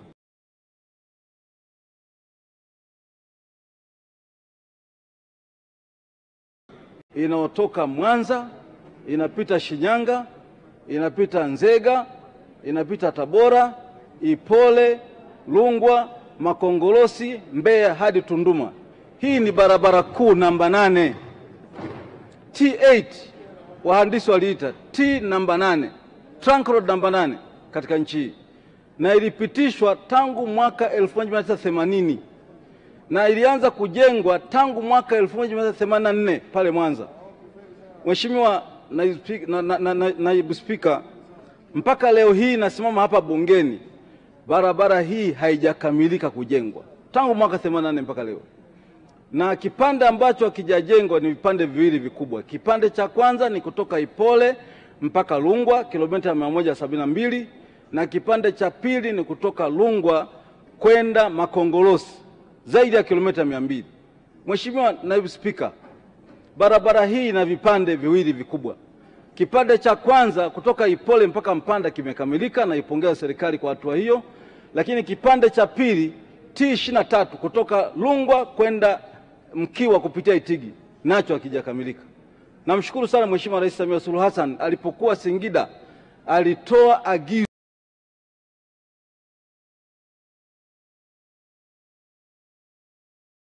waweze kutekeleza barabara hii iweze kukamilika kwa ukamilifu wake, kwa maana ya barabara hii trunk road namba 8 pamoja na vipande vyake viwili. Mheshimiwa Naibu Spika, nimesoma sana ilani zetu za uchaguzi za Chama cha Mapinduzi. Tangu mwaka 2000 barabara hii imetajwa itajengwa kwa kiwango cha lami. Mwaka 2000 ilani ya uchaguzi ya mwaka 2000 Chama cha Mapinduzi kisema serikali itatenga fedha za ndani kujenga barabara za lami kuunganisha makao makuu ya mikoa yote nchini ifikapo mwaka 2010. Hii tunazungumzia ni mwaka 2000, lakini mpaka leo hii nazungumza makao makuu ya mkoa wa Tabora na makao makuu ya mkoa wa Mbeya mpaka leo hii haijaunganishwa. Kwa hiyo hii ilani ya uchaguzi wa mwaka 2000 haijatekelezwa. Lakini ilani ya uchaguzi mwaka 2005 ilitaja pia, ilani ya uchaguzi mwaka 2010 ilitaja pia, ilani ya uchaguzi 2015 ikataja tena, ilani ya uchaguzi mwaka 2020 ikataja tena. Lakini Mheshimiwa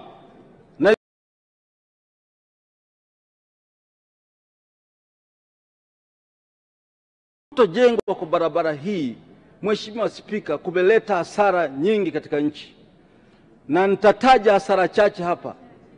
Moja ya hasara, Mheshimiwa Naibu Spika, ni kufungwa kiwanda cha nguo cha Mbeya Textile ambacho kilikuwa kinapata pamba kutoka maeneo ya Mbeya, maeneo ya Chunya. Lakini baada ya serikali kupiga marufuku ukulima wa pamba katika mkoa wa Mbeya kwa sababu ya wadudu wekundu, kiwanda kikakosa pamba na barabara ya kutoka Tabora mpaka Mbeya ikawa haipo kuweza kuhudumia kiwanda kile.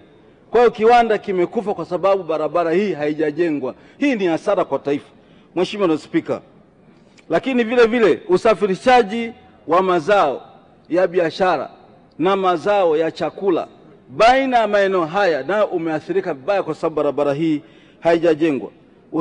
Usafiri na usafirishaji wa bidhaa umekuwa wa gharama kubwa kwa sababu barabara hii haijajengwa na wakati wa mvua inakuwa inakatika. Kwa mfano, Mheshimiwa Naibu Spika, mwaka huu barabara hii katika eneo la Ipemba Mpazi ilikatika vipande 4. Maeneo 4 yalikatika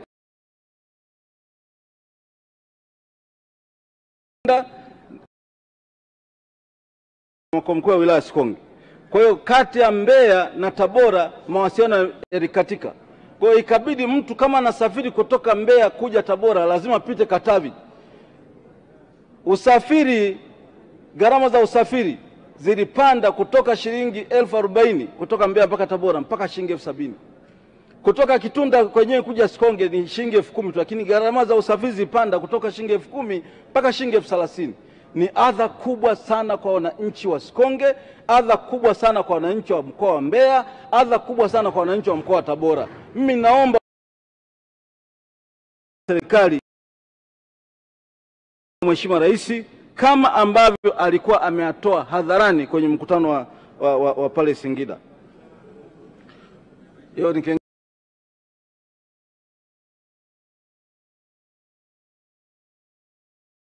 kwenda Kitunda, alikwama njiani kwenye tope kwa sababu ya barabara hii kutojengwa. Akaagiza, nataka barabara hii ipitike muda wote wa mwaka. Ndipo mwaka Sikonge kwa mara ya pili akaweza kupita kwenye barabara hiyo ambayo ilijengwa kwa kiwango cha kupitika kwa mwaka, lakini mwaka huu imerudi kuharibika tena vibaya sana. Mheshimiwa Naibu Spika, ninaomba sana Wizara ya Ujenzi itakapoleta bajeti yake hapa isisahau kabisa barabara hii kwa sababu ya umuhimu wake. Jambo la pili ambalo naomba wasisahau, naomba sana barabara vijijini nyingi sana katika jimbo la Sikonge zimeathirika vibaya sana na mvua za mwaka huu. Nilikuwa naomba mpango maalum wa matengenezo ya barabara za vijijini uweze kutekelezwa na serikali kabla bunge hili la bajeti halijaisha. Jambo la tatu ambalo ningependa kuzungumzia, Mheshimiwa Naibu Spika, sisi tuna mradi wa kilimo cha umwagiliaji pale Sikonge katika bwawa la Ulua. Mradi huu wa bwawa hili la Ulua kwanza lilichimbwa kama utekelezaji wa mpango kabambe wa kilimo cha umwagiliaji maji mashamba uliokuwa unatekelezwa mwaka 1975 baada ya azimio la Iringa la halmashauri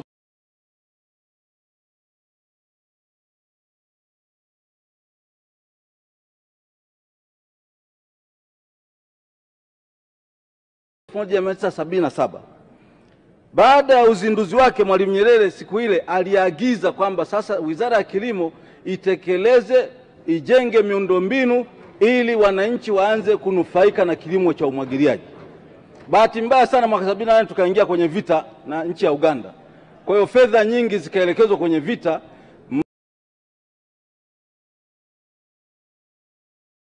2007 kwa serikali kutoa zaidi ya shilingi milioni 379.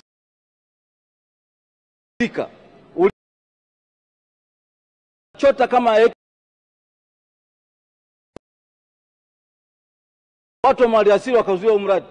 Serikali imeingia gharama, lakini watu wa maliasili wamezuia huu mradi. Kuna mawaziri ambao tumewapeleka pale, Mheshimiwa Naibu Spika, mawaziri kama 5 hivi, akiwemo Mheshimiwa Kigwangala, Mheshimiwa Profesa Magembe, Mheshimiwa Dr. Ramu Makani, Mheshimiwa Maige. Wote walipotembelea pale wakasema imeshindwa kwa miaka yote kuwaruhusu wananchi watumie hekta 500 tu waweze kufanya kilimo ambacho kinampa heshima Mwalimu Nyerere. Mheshimiwa Naibu Spika, nilikuwa naomba sana kupitia bunge lako hili tukufu, nilikuwa naomba serikali hasa wizara mbili, Wizara ya Kilimo na Wizara ya Maliasili, wakae pamoja, waje Sikonge, waturuhusu sisi, Mheshimiwa Naibu Spika, tuweze kutumia huu mradi kwa ajili ya maendeleo ya wananchi wetu. Ilikuwa ni hayo tu, Mheshimiwa Spika, naunga mkono hoja ya Waziri Mkuu. Nashukuru sana. Mwongozo wa kiti. Mheshimiwa Chief Whip, mwongozo. Mheshimiwa Naibu Spika, nakushukuru. Mheshimiwa Naibu Spika, hapa leo bungeni natumia kanuni ya mwongozo. Wakati anachangia Mheshimiwa Esther Matiko ameeleza mambo mazito, na masuala hayo aliyoeleza yanahusu uhai wa Watanzania.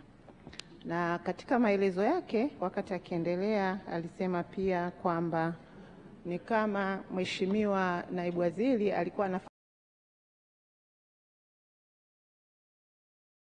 Mheshimiwa Naibu Spika, wote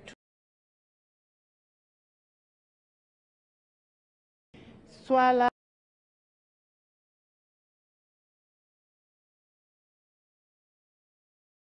Mheshimiwa Rais wa Jamhuri ya Muungano wa Tanzania na Amiri Jeshi Mkuu Dr. Samia Suluhu Hassan amelipa kipaumbele kikubwa sana. Mheshimiwa Naibu Spika, kama tukiacha tu jambo hili likaisha hivi lilivyo, nadhani kwa kazi nzuri inayofanywa na serikali haitakuwa ni jambo jema. Na Mheshimiwa Naibu Spika, wakati serikali ikitoa maelezo kupitia Mheshimiwa Naibu Waziri, imeeleza kwamba taarifa hizi serikalini zimefika na Mheshimiwa mbunge amesema, na tunachofahamu ndani ya serikali kwamba swala hili limeanza kufanyiwa kazi kwa kiasi kikubwa na kiasi cha kutosha ili kuhakikisha uhai wa Watanzania unalindwa kwa gharama yoyote na serikali ya awamu ya 6. Sasa naomba mwongozo wako Mheshimiwa Naibu Spika.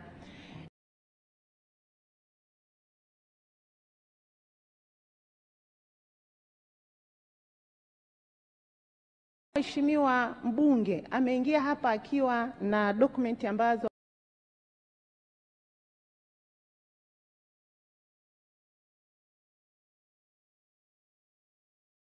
wizara ya kisekta.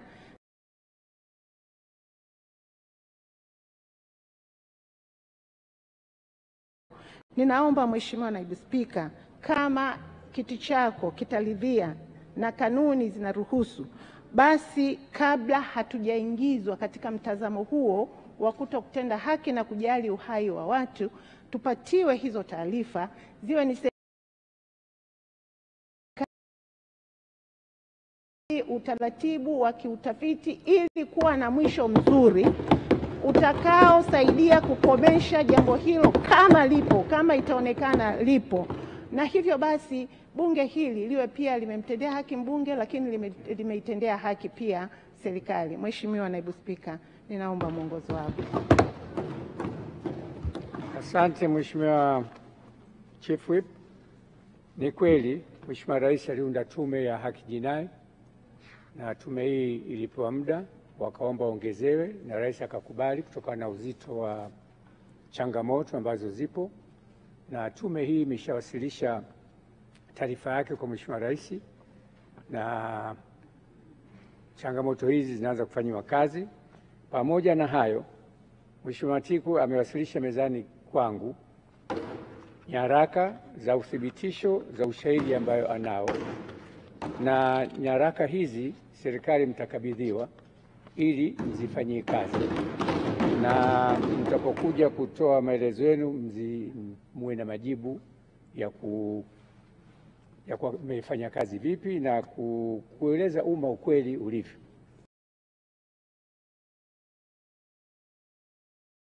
Hatua mtu yoyote amekiuka taratibu za haki za watu kwenye taifa letu.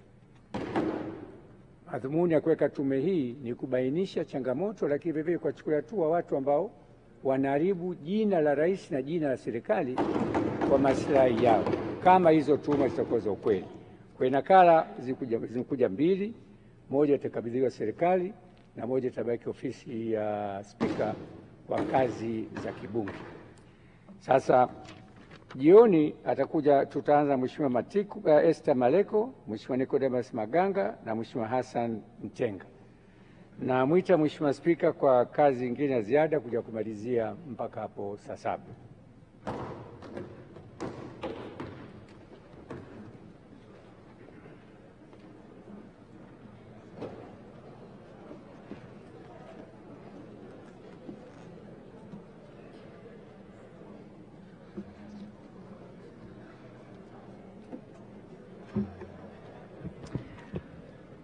Waheshimiwa wabunge,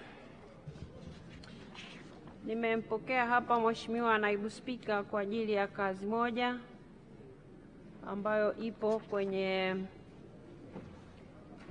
kwenye orodha ya shughuli za leo, na nitaifanya hiyo kazi moja alafu tutasitisha shughuli za bunge. Waheshimiwa wabunge, kama inavyoonekana kwenye orodha ya shughuli leo, kuna shughuli ya uchaguzi wa wenyeviti wa bunge. Kanuni ya imeelezea uwepo wa wenyeviti watatu wa bunge ambao huongoza vikao kwa utaratibu na maelekezo ya Spika au Naibu Spika na kanuni za bunge.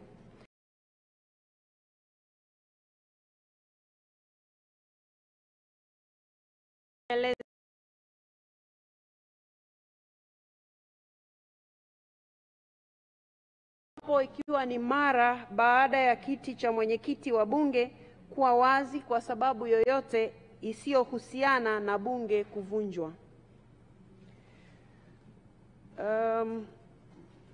Waheshimiwa wabunge, mtakumbuka kuwa tarehe 30 Agosti mwaka 2023 katika mabadiliko ya baraza la mawaziri, Mheshimiwa Rais wa Jamhuri ya Muungano wa Tanzania Mheshimiwa Dr. Samia Suluhu Hassan alimteua aliyekuwa mwenyekiti wa bunge Mheshimiwa David Mwakiposa Kienzile kuwa naibu waziri wa uchukuzi.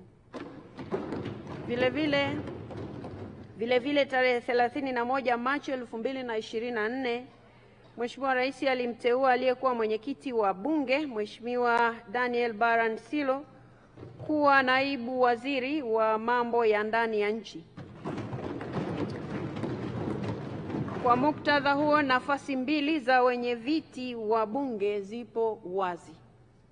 Waheshimiwa wabunge, kutokana na nafasi mbili za wenyeviti kuwa wazi, na kwa msingi wa masharti ya kanuni ya 13 na taratibu zetu, siku ya Ijumaa tarehe 5 Aprili 2024, kamati ya uongozi ilikutana na kwa kauli moja ilipendekeza majina mawili ya wabunge wenzetu yawasilishwe bungeni ili wathibitishwe kuwa wenye viti wa bunge. Majina yaliyopendekezwa ni Mheshimiwa Dr. Joseph Kizito Mhagama, mwenyekiti wa kamati ya utawala, katiba na sheria.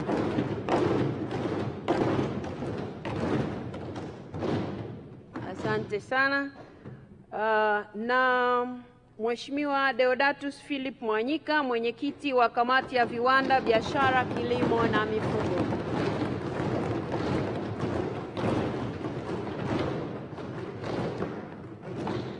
Waheshimiwa wabunge, pia napenda kuwakumbusha kuwa bunge letu lilikwisha weka utaratibu kwamba katika chaguzi zinazofanyika hapa bungeni, iwapo idadi ya wagombea inalingana na nafasi zilizopo na vigezo vinavyohitajika vimetimizwa, basi wagombea hao wanapita bila kupingwa.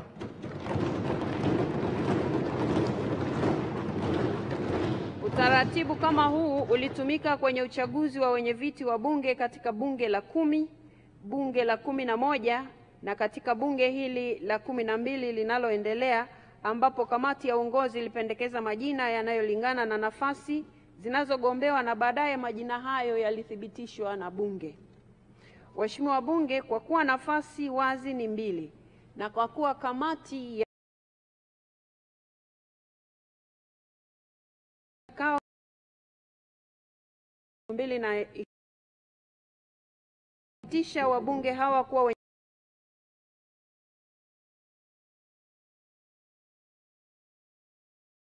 wabunge, sasa ili tuwe tumefanya maamuzi wao Joseph Kizito Mhagama, mwenyekiti wa kamati ya kudumu ya bunge ya utawala, katiba na sheria, na Mheshimiwa Deodatus Philip Mwanyika, mwenyekiti wa kamati wa viwanda, biashara, kilimo na mifugo, wathibitishwe kuwa wenye viti wa bunge. Waseme ndio. Wasioafiki waseme sio. Wote wameafiki.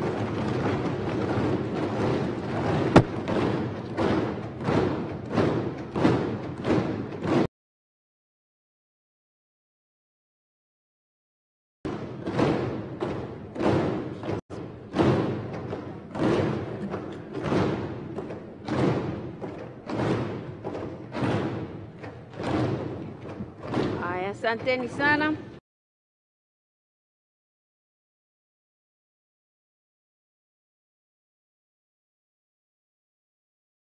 Hawa wawili waheshimiwa viti wa bunge na kwenye safu ya uongozi wa bunge. Tumewachagua wapo humu ndani, basi mruhusu angalau wawashukuru kwa kura mlizowapa leo. Kila mmoja kwa dakika 1 tafadhali. Tutaanza na Mheshimiwa Dr. Joseph Kizito Mhagama. Mheshimiwa Spika, nianze kwa kutoa shukrani zangu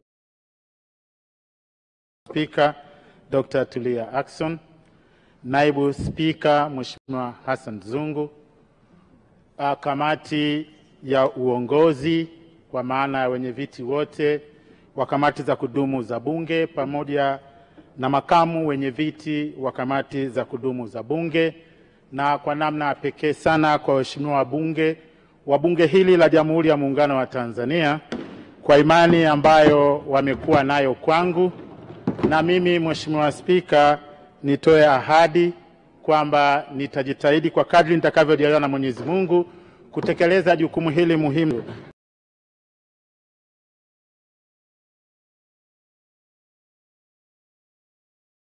Asante sana. Mheshimiwa Deodatus Philip Mwanyika. Saidia Spika na Naibu Spika. Mheshimiwa Spika, nitoe ahadi kwa wabunge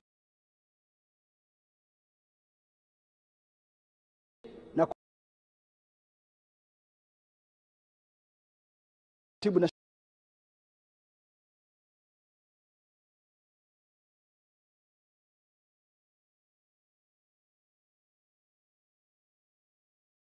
baada ya kusema hayo, nawashukuru tena na naomba Mwenyezi Mungu anisaidie.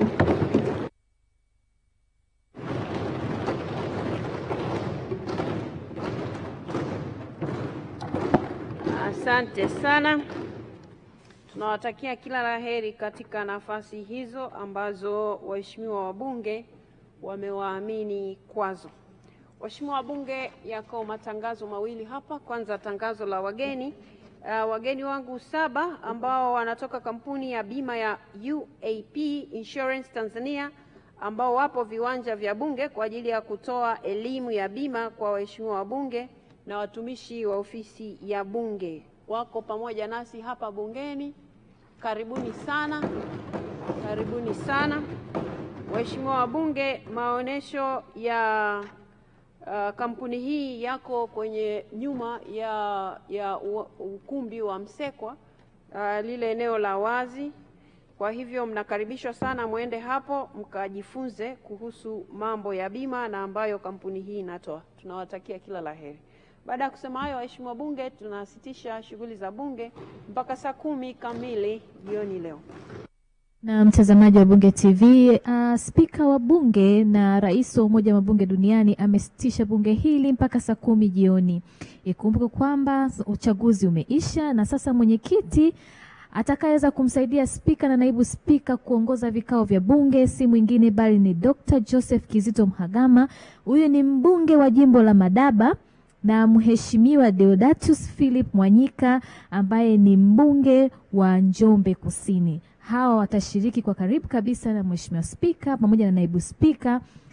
Kumradhi, Deodatus Mnyika ni mbunge wa Njombe mjini. Watashiriki kabisa kwa karibu katika kuongoza vikao mbalimbali na shughuli mbalimbali za bunge. Ulikuwa na mimi mtangazaji wako Zanel Chiza, nilikuwa pamoja na Flora, na upande wa lugha ya alama alikuwepo Jane Malumbo pamoja na Habibu Purute. Tukutane tena saa 10 kamili jioni.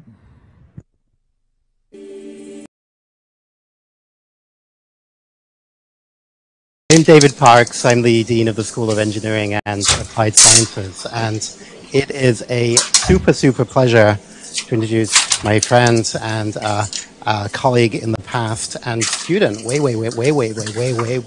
back, Sasha Rush. I wanted to tell you a little bit about Sasha and then a little bit about how I was just a little bit involved in inviting him to be here as well. So Sasha, like I said, is a professor at Cornell, and he also works with Hugging Face, and Hugging Face is now part of Google. They're with Google, but they are maintaining their commitment to open source, democratizing access to large model AIs. Sasha has an AB in computer science from Harvard College, which is when I first got to know him, in part as a teaching fellow in my class 182, which we used to joke was AI under certainty. And if that doesn't seem funny, think about it for a minute.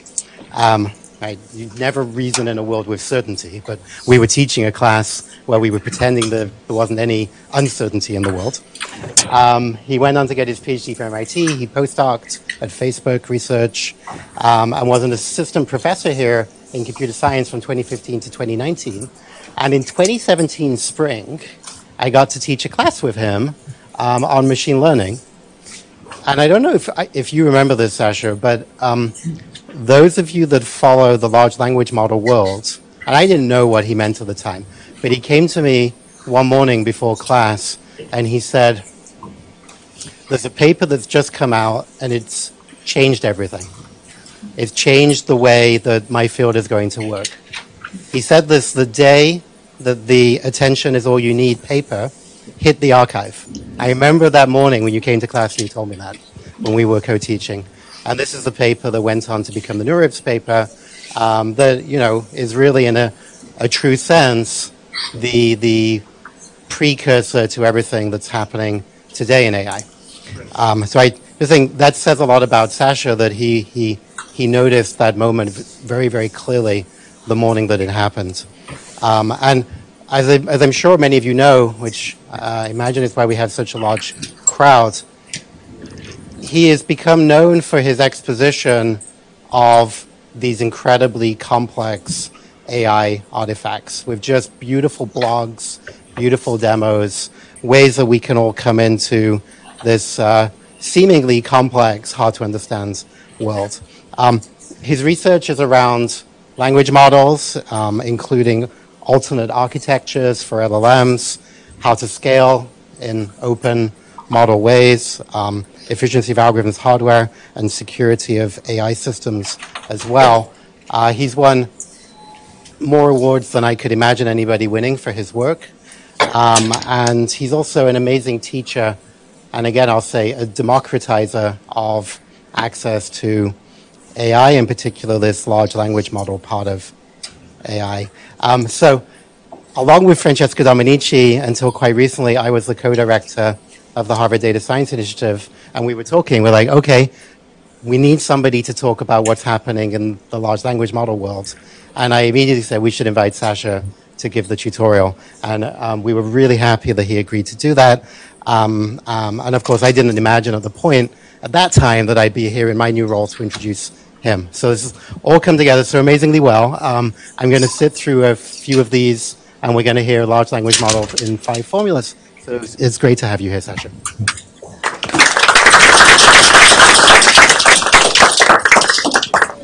Chairs here. We promise we don't buy. We're nice, friendly people there too, so please.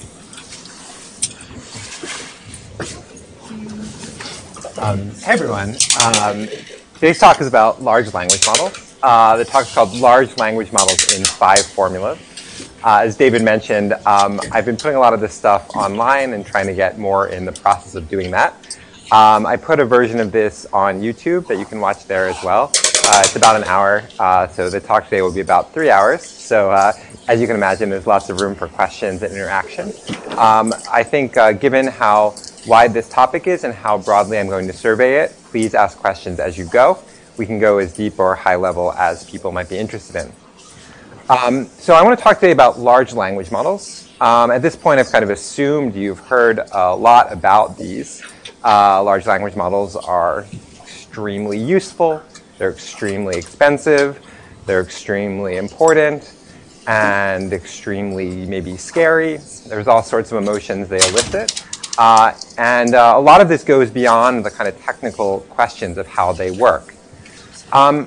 This is really the only slide I'm going to show today that actually demonstrates them in practice. I just picked a random hard question, typed it in, and you just consistently get out these incredible answers. I mean, they're so well written, they're so consistent in tone, they have whimsy, they respond to ridiculous situations, they're able to pull up certain kinds of information, they're able to combine information in interesting and pretty wild ways. So I'm a big fan, I use them all the time, trying to get in the habit of really like first asking a large language model before I type in a Google query, before I try to code something, and more I'm finding they just kind of do it for me. So I'm pretty impressed by the technology, but from that point of view, I'm just like probably all of you, in that I'm just like, wow, this is cool. This works really well. So what I want to talk to you about today is how you reason about large language models. How do we think about these as objects of study from a computer science point of view? But I want to be extremely humble about what I can tell you.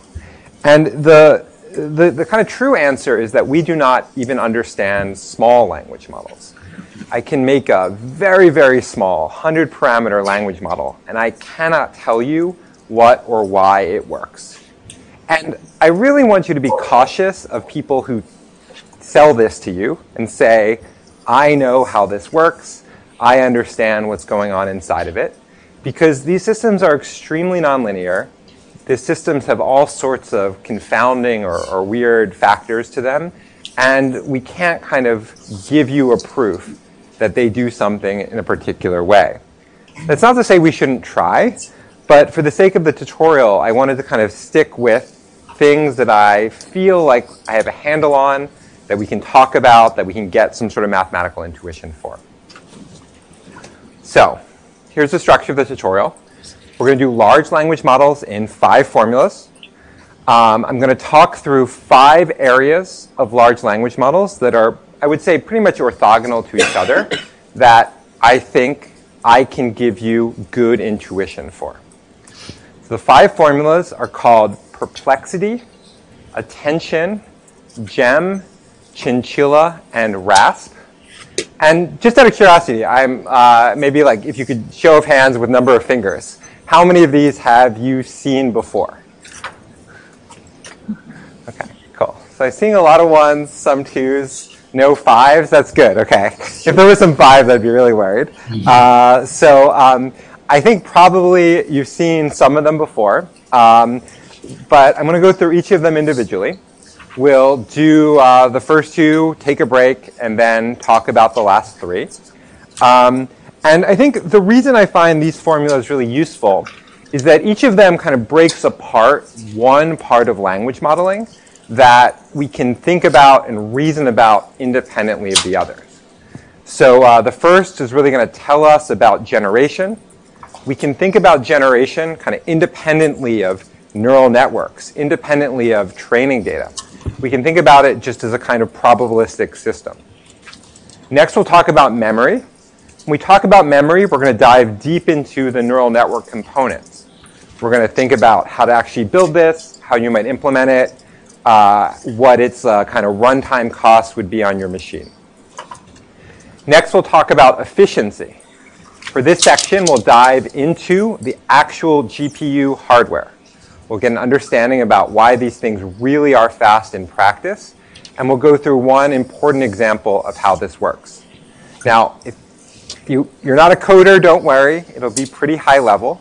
If you are a coder, you probably actually haven't coded for GPUs. It's pretty hard. I think there's probably only like, I don't know, dozens of people in the world who do it very well. I'm not one of them, but I'm a big fan. So I appreciate the people who can. Next, we'll talk about scaling. So scaling is less about the low-level parts and more about the executive decisions. So like, why the heck did Mark Zuckerberg buy 600,000 GPUs? Right? What is the reason we think that makes sense and why it might work in practice? And then finally, we'll talk about reasoning. This is one of the hardest areas and one of the least understood. We'll talk about that by thinking about some of the mathematical models that tell us not how transformers or large language models actually work, but how they might work. Give us a kind of upper bound on the performance of what they could do for real problems. This is one of my favorite areas, and it's one I'm really passionate about. I think it's a little less mainstream than the rest of the talk. Cool. So, caveat, I'm going to simplify. We're going to think about abstractions. I'm going to leave out a lot of the details. You're not going to leave here and go get a job at OpenAI because they care about the details. But maybe you can be like a manager at OpenAI, so you can get a sense of how it works. So I'm thinking about this like frictionless environment. I think someone used the word like, what was it? Spherical cows. So think of this like physics with spherical cows. So it's the kind of like world we're going to be working in as we begin. Okay. So I'm going to get started. Any questions before I get started about LLMs generally? I'm going to make you guys ask questions at some point. I know it's a little scary in this room. Okay, part 1. Let's talk about perplexity. Okay, so for this section, we're going to assume that language is very nice. It's going to behave in a really nice way. The way it works is that there's going to be documents, and the documents have T equals 1,000 word tokens. So that means every document is a New Yorker article with 1,000 tokens long. And our language is very simple. It has 10,000 word types. So that means the dictionary has exactly 10,000 entries, and you're not allowed to make up new words ever. Okay? You can't have weird anything. It just has to be those exact 10,000 words. Okay? And this distinction between tokens and types is one that I think often trips people up at first. So one thing to ask yourself in your head is when I say, like, when I make a statement ask, am I making a statement about tokens or types? Because we're going to see kind of moving back and forth between those two things. So when I talk about tokens, I'm talking about looking back in a document for like a previous word. When I talk about types, I'm thinking about looking in a dictionary to determine what my next word will be. Okay, let's add some formulas. So language model is very well defined. A lot of people will lie to you and call their thing a language model. They're wrong. I'm right. This is what a language model is. It's a probabilistic model of a document. It gives us the probability of a given series of tokens existing, right? The probability of that document existing in the world. The probability of someone writing that New Yorker article. I'm going to go a little bit through notation, just because I know we have people from different areas, and I think sometimes my notation can be a little confusing. I'm not going to be very explicit about random variables. I'm just going to kind of casually write x1 to xp, kind of implicitly stating that those are random variables. I'll make it clear when they're explicit instantiations of those variables. I'm also going to be pretty sloppy about the parameters, but when it's important, I'm going to use a semicolon to split off the parameters from the probabilistic model. I do that because I don't want to talk about neural networks. Neural networks are messy. They're their own world. When I think about them, I need to like turn off my brain a little bit. And so in this section, we're going to mostly just talk about probability because that's well defined. Okay, so I have the joint probability of these T tokens. Next section, we'll talk about theta, but for now, we're going to ignore it. Okay. So mathematically, we can just apply the chain rule to this joint distribution. We can write this joint as any combination of conditionals we would like, but a natural one to pick is left to right. So here I'm taking the product of each individual probability of words conditioned on all the previous words before it. There's no inherent reason I have to do it that way, but it's convenient and it's a nice thing to model.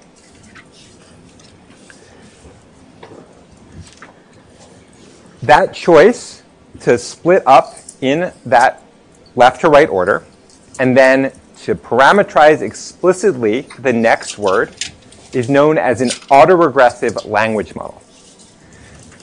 Here, auto means that you're conditioning on yourself, on your previous choices, and regressive refers to the fact that you're regressing or predicting the next thing in that chain. So we're going to parameterize the probability of the next word. So let's make that a little bit more tangible.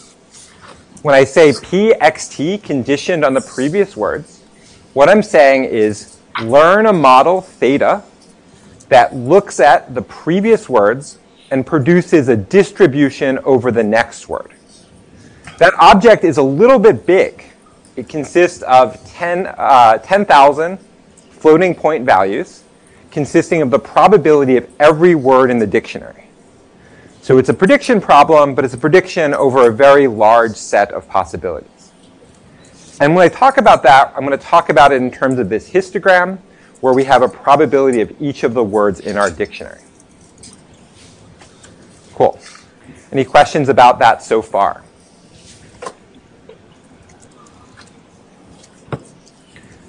So we have a distribution. There are two things we'll do with it. One is we'll use it to assess the probability of a sequence of words. The other thing we'll do is we'll sample from it. Because we're sampling from this joint distribution, we can do that by sampling from each of the individual conditionals one at a time.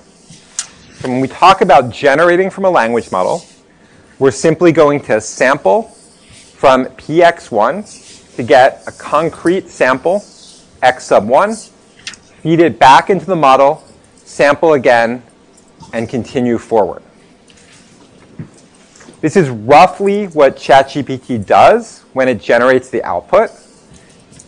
There are lots of other fancy algorithms that people have thought of, but most of the time it turns out just doing this works totally fine. So those are our kind of two probabilistic machineries.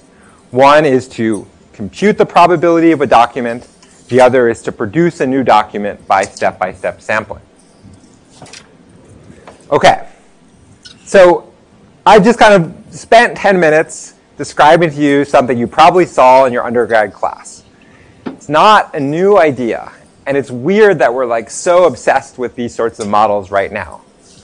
For a while, it felt like an old and kind of dusty idea, and so it's kind of exciting to see it kind of come back. It's kind of like thing that used to be in the first class of any kind of NLP undergrad lecture. And you can go back and read these papers. It's pretty neat. I mean, so I think I was always taught that kind of Shannon came up with this idea. There are these papers from Markov that people actually didn't translate until rather recently that kind of describe building these sorts of models in, I think, roughly like 1917. And it's actually kind of ironic because a lot of the research that came after Shannon was on translating language. And in particular, there was a lot of funding, a lot of it at Harvard actually, on translating from Russian to English around that time. And I think one of the reasons they were trying to translate from Russian to English is they wanted to translate all these old Russian papers that had like developed all this machinery. So kind of like through Shannon, you got a lot of the translation of, or early attempts at translating some of these papers. Okay. Now, it's not entirely that we just rebuilt the model Markov built. It's a little more complicated than that. And I want to give you two examples of ways that modern models differ from the models that people were playing with back in the day. So the first is an assumption that we used to make until very recently about language models. And the assumption is that there was a fixed length history. So specifically, an assumption, which is known as the Markov assumption, is that each word only depends on, let's say, just the last word. And that assumption doesn't change our probabilistic model. It just says that these two quantities are roughly the same. The probability of xt conditioned on all the words is roughly the same as just conditioning on the previous word. Now, this is obviously wrong, but it's not as wrong as you might think. There is a lot of information about xt and xt minus 1. And most of the information probably is in the last couple words. So making some sort of cutoff is not too kind of crazy an idea. The second assumption is that people used to assume that theta could be represented by just a kind of good old-fashioned categorical distribution. So what I mean by this is that instead of learning a kind of fancy neural network, we just assume that there was one categorical distribution for every last word. So if I saw the word the, I would just memorize the distribution over next words. If I saw the word dog, I would memorize a different distribution over next words. And the reason that was really nice is because you could estimate those distributions exactly, very efficiently. So you could go over the entire internet, just count up all the times you saw dog, count up all the next words, divide, and you'd get these pretty good language models very efficiently. And so if you think about tools like MapReduce or things like that, always the kind of first example they would give you is how to build this kind of language model, how to count up all the different kind of combinations of words on the web. And this was kind of the primary way people did it up until about 2010. So it's not too crazy an idea either. Okay, so what happens when you do this? So you get something like this. So this is a sample from the language model I've described so far, from Shannon's paper in 1948. I was thinking, this paper is so cool. It's so cool that he just sits down and builds a language model, I guess by hand or something, I don't know. And so he gets something that I don't know, it's really bad, but it gets kind of roughly the order of part-of-speech tags of words in English, the seems to come before nouns. I mean, there's a lot of kind of structure here that, I don't know, impresses me for 1948, even though it's mostly nonsense. Cool. So yeah, so if you go read this paper, he does this for a bunch of different models, a bunch of different tasks. Cool. Stop for any questions.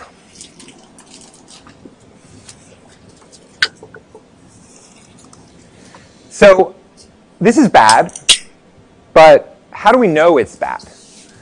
How do we like quantify that one language model is better than another language model? How do we quantify this idea that it's capturing something about English, but not getting English exactly? And we're going to do this the same way we would do it for kind of any machine learning model. We're going to have a kind of held out test set. We're going to give it to the language model, and then we're going to compute a metric. But one thing that's a little tricky about this is that this problem, it's kind of unsupervised. Like, we don't have a kind of right answer. We're kind of just trying to learn the distributional properties, estimate the kind of density of language. And so kind of the simple methods might not work as well as you would think. So let's look at an example. So this is going to be the main sentence we'll look at throughout the talk. The dog walked to the blank. Yeah, it's not the most creative sentence, but we'll use it as we go.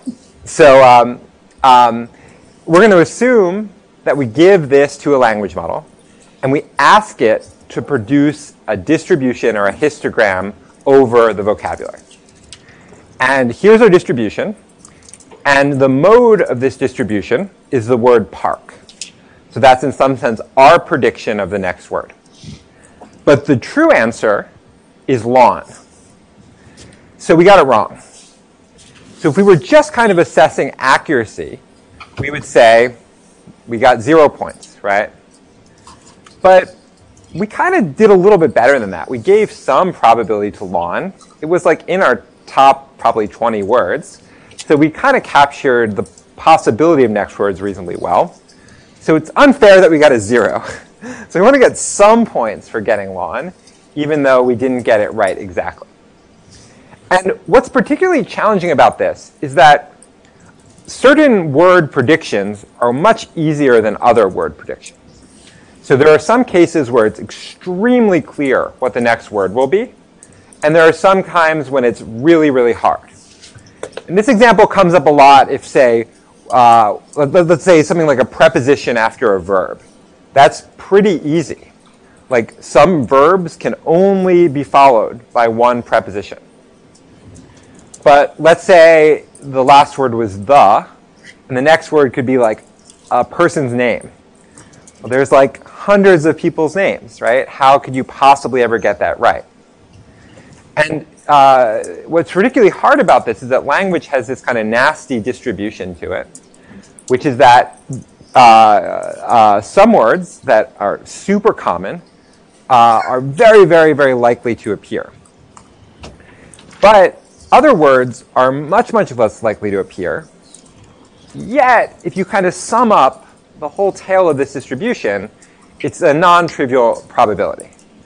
So like all the time in most New Yorker articles, you're going to see a word that you don't know or haven't seen before, right? That's like a pretty common experience, even though most of the words in every article are super duper common. And so if we just did accuracy, we get a pretty skewed sense of how well we're doing or what we're getting right. Okay, so we need another metric. Oh yeah, go for it. Can you make a relationship between statistical prediction and semantics? Yeah, it's a great question.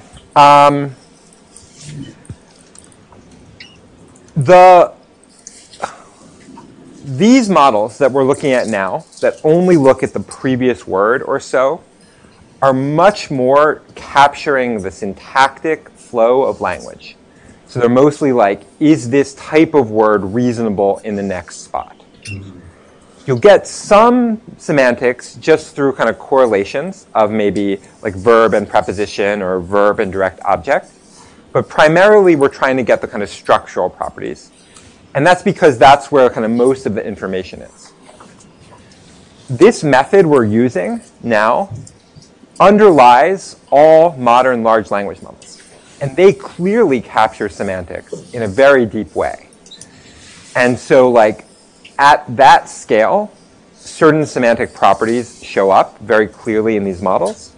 But drawing the line of when you kind of move from just structural information to kind of the semantics or meaning of the language is hard to kind of pierce out. Yeah. Thank you.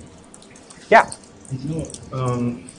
You draw the distinction between Markovian and language models, but when you said it's not categorical, maybe my question is helpful, but is it like an infinite state sort of system? Because when I think about the Markovian system, it's finite state, you have transition probabilities, everything. Yep.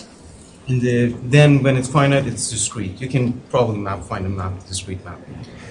So really good question. Let's just make it clear what my notation is, because I'm being a little idiosyncratic for simplicity. I'm making two orthogonal assumptions. One is the assumption that the probability distribution is Markovian. So what that's saying is that I can ignore previous words because the distribution is independent of them. The second assumption, which I'm calling categorical, and maybe that's not the right word for it, is an assumption about theta. It's an assumption that we have always just stored internally one distribution for every conditional state. And we're going to kind of relax both of those assumptions in the next section. But for now, does that distinction, is that clear? It resolves some of the... Okay. But we'll get back to your question in the next section. Yeah. Cool. Great. Well, I love that you guys stopped me on the zip slide, because it's my favorite as an NLP person. Any other questions while we're here?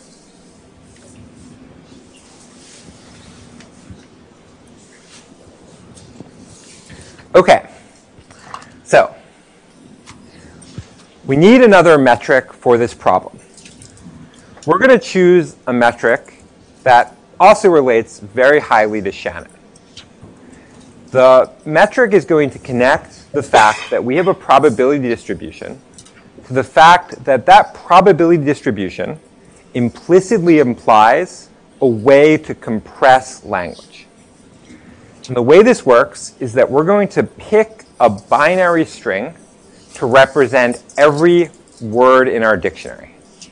This will give us a variable length code to encode every one of the words in that dictionary. If it's helpful, you can think of this as like a Huffman code. We're basically going to build a tree and kind of get binary strings for each of them. If that's not helpful, just ignore it and pretend we're like a gambler. We have to distribute these codes to our words. If we pick shorter codes for some words, that implies we have to pick much longer codes for other words, because we've kind of used up that space. That assignment will give us a code for every one of the words. And the way we're going to think about this problem is that we get scored based on how short the code was for the red word.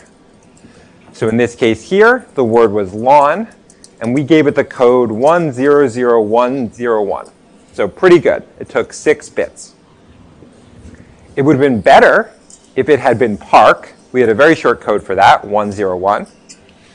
But it would have been devastatingly bad if it was this one below, right? Because we had an extremely long code. We'd basically use all these bits telling you about this super weird word that showed up. So this is a way we can take our language model, make it into a way to compress language with the assumption that the person on the other end has our language model as well, and they can read our codes. So with a language model and this setting, I can pass the next word in 6 bits to another person. Okay. So whatever this bit is bounded by this formula. Bounded by log base 2 of the probability we assign to the true next word. So we gave that word, 0.4. We couldn't do any better than negative log base 2 of 0.4. Kind of tells us the code length of that setting. Also comes from Shannon and gives us a way to kind of know, in the best case, how good we could compress that output. So you can think about this as just using our probability distribution to bet on codes for each word. We get rewarded based on how short those codes are. We don't actually have to produce the codes because we have a formula for it. The formula is pretty simple.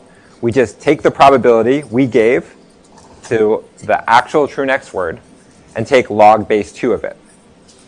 So if the probability was really low, that log base 2 would be really big. If the probability was really high, it could go very small. So for historical reasons, in language modeling, we use a metric that's a slight transform of that idea. It's called perplexity, and you'll start to see it everywhere if you read language modeling papers. It corresponds to 2 to that quantity. So we go 2 to the average number of bits per next word of the system. And what's nice about this is that you can read a complex paper, get to the perplexity, and you'll say, oh, this language model corresponded to like an ability to compress language to this level. You can kind of directly convert those terms, and you can think about what that means in practice. So let's look at some examples, just because I think it's helpful to see these in practice. So if you get down to perplexity 1, you have won. You won language modeling. You're great. It's done. You solved language. Okay. What that means is it implies that the problem and the underlying system was effectively deterministic. You need 0 bits to communicate to the person you're playing this game with, because they can literally just read off what the language model tells them, and they'll know that that is the next word. This feels impossible, but sometimes you'll actually see things like this, where you get to perplexity 1. And the reason is because sometimes you'll do language modeling conditioned on some side information. So for example, like let's say you're translating from a French sentence to an English sentence. If you condition on the French sentence, sometimes there'll only be one valid English translation, right? So like if every, say, speaker agrees that this is the next English word always, right, then the perplexity of that part of the language model will be 1, right? There's only one possibility. Maybe you know what it is, and you generate. Okay.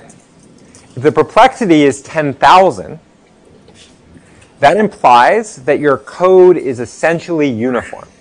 You're not using the variable length property of language models at all. You're just assigning literally the same code to every word. So that means you're maybe ignoring the fact that there's any structure to the problem at all. You're ignoring that language is Zipfian. You're ignoring any kind of Markov assumption. You're just giving every word the same probability. That leads to all the codes being the same length, and that length corresponds to a perplexity of 10,000. And then just to make it clear, perplexity can be worse than that. So let's say you just really think the next word is pizza, and the next word is, I don't know, like business suit. You've like screwed up in a really bad way, right? And so language models will tend to be kind of not so confident, right? Because they never want this bad scenario where you've given a basically infinitely long code to the true next word. That can really hurt your perplexity, and it probably means you have a bug, right? Like if you're coding this up and you see these giant perplexities, you might have a bug. Cool. Any questions about this slide? Yeah. I think I'm missing something. Is the perplexity evaluated against an actual distribution of language, or is it inherent to the model? Like you said, perplexity of 10,000 is uniform, but you're also talking about sort of your model getting it wrong. It's a great question. So you need 2 things to evaluate perplexity. You need a model, and you need a held out test set. So the most famous one is just articles in the Wall Street Journal. So that's the test set that's held out. And then you're evaluating a model's perplexity on that data. So the test set tells you what the true next word is, and the model tells you what the code for that word is. And which is just the log of the probability. That's right. But it's a log of the probability from the model. The model's prediction probability. Yeah, that's right. So then aren't there lots of models that would give you a perplexity of 10,000, not just uniform? Like, is it, you said if the perplexity is 10,000, it's uniform. Is that necessarily true? It's not necessarily true. Maybe what I meant to say more was it's equivalent to uniform in that, like, it will it'll get the right answer roughly 1 out of 10,000 times. So it'll perform as well as the uniform. I think that's a good way of thinking about it, yeah. Any other questions? Yeah. So do we expect to generate exactly the article to get? You know, I mean, like sometimes we can generate something different, but still it's really good and impressive. But it's not like word by word the same as the article. So just to be clear, this metric is not a metric of generation quality. It's a metric of distributional match. So what it's trying to do is it's trying to produce these codes that will match relatively closely to what we see from real language. Now, it just so happens that if you do this right, almost certainly you'll do what you described right. But the converse is often not true. So for instance, let me give you an example. I have a model, and it always outputs, I don't know, David Remnick's New Yorker article, and nothing else. It always does that, right? That model will have terrible perplexity, but its generation quality is really good. It generated a really good article, right? So, like, I think what we're trying to do in language models is slightly more than just generation. It's kind of capturing the structure of language. Yeah? A bit confused. So when you define perplexity, it's is it over all of the token space with like some sort of like great question. So this thing here is over the tokens that you have in your test set. So it's a sum over each of the words in the article. And then this here is the actual observed word at that point. Test. Test, yes. So yeah, you can think about this as an expectation over language, over like observed language.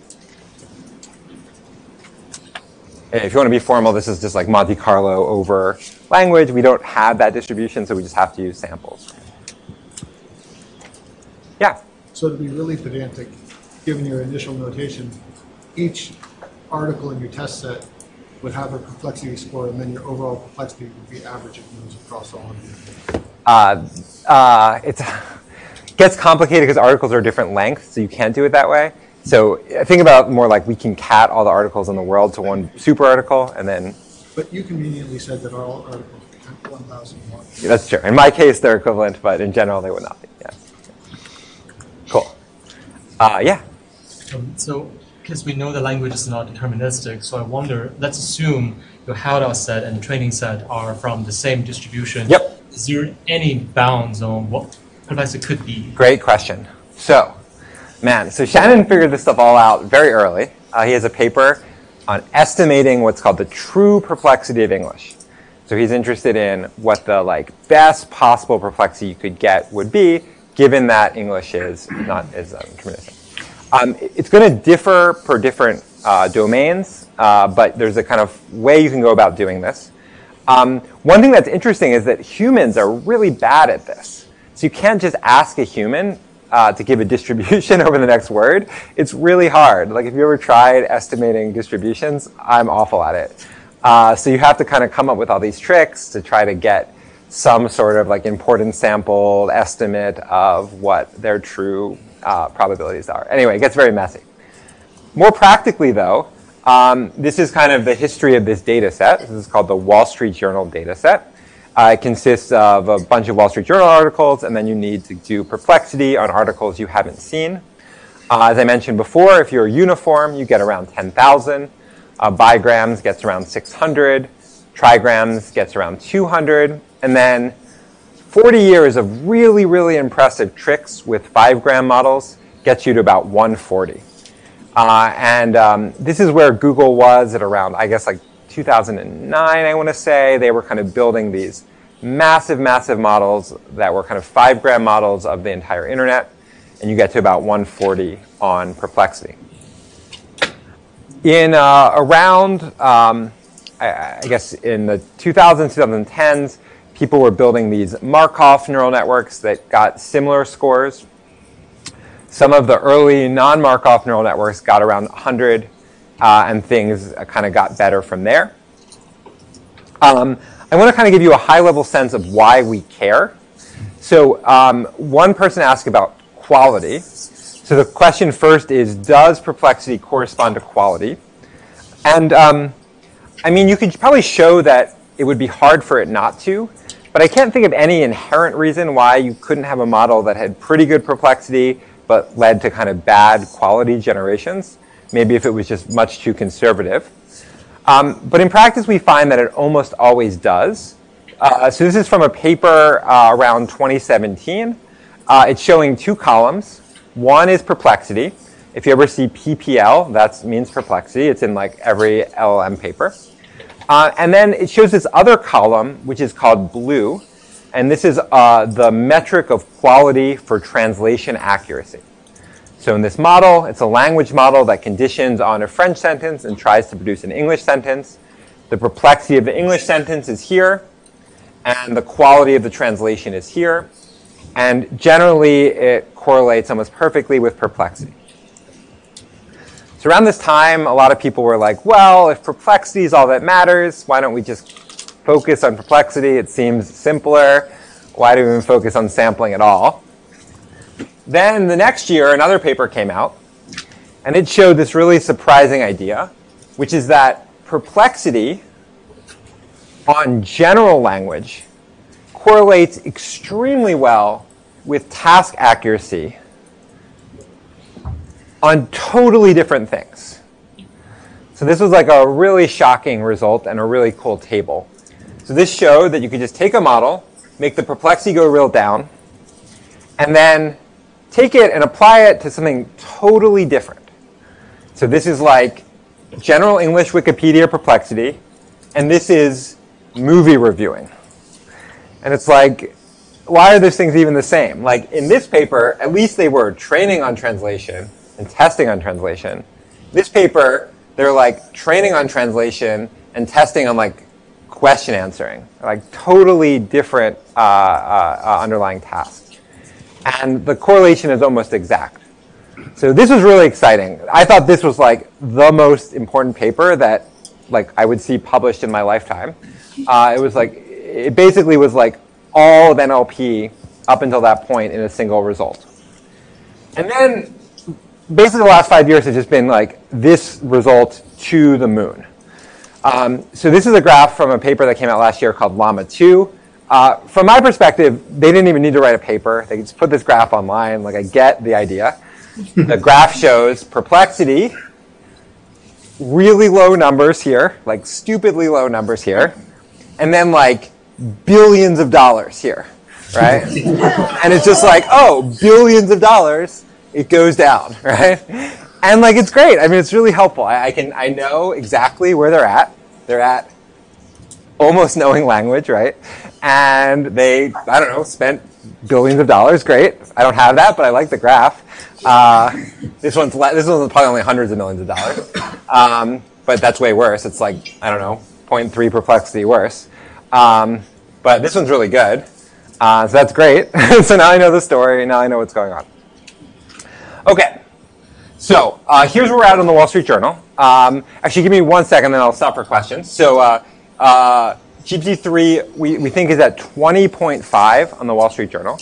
So that's pretty impressive. I don't know what the true perplexity is, but it's capturing a lot of what's going on. It's roughly like, yeah.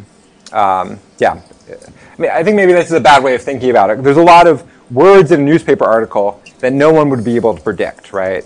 So most of the time it's probably getting the word right, And then some of the time, there's maybe 100 possible choices it could look for. Cool. Now, this is all good, but I haven't actually even told you the punchline yet. I've just told you well, I guess I told you the punchline, but not the joke. We saw Shannon models, we saw the evaluation, but we haven't shown you how to actually make these models that good. So you can guess where we're going. We have to remove these assumptions. We have to move from categorical to neural networks, and we have to consider all previous words. But let me stop here for questions before we do the next formula. Yeah? You started the lecture, your comments said something about we can't prove anything. That is, we don't understand exactly how it works. We've now spent quite a bit of time creating metrics to evaluate accuracy, quality, and other things. So could you compare our inability to understand it with genuine metrics that we can apparently believe measure the quality or some kind of value of the output? I think the point I wanted to make is that I cannot prove to you that perplexity will continue to correlate with amazing behavior of language models. That there's no inherent reason why making perplexity goes down makes math ability go up or trustworthiness go up. That part I don't have a kind of step for.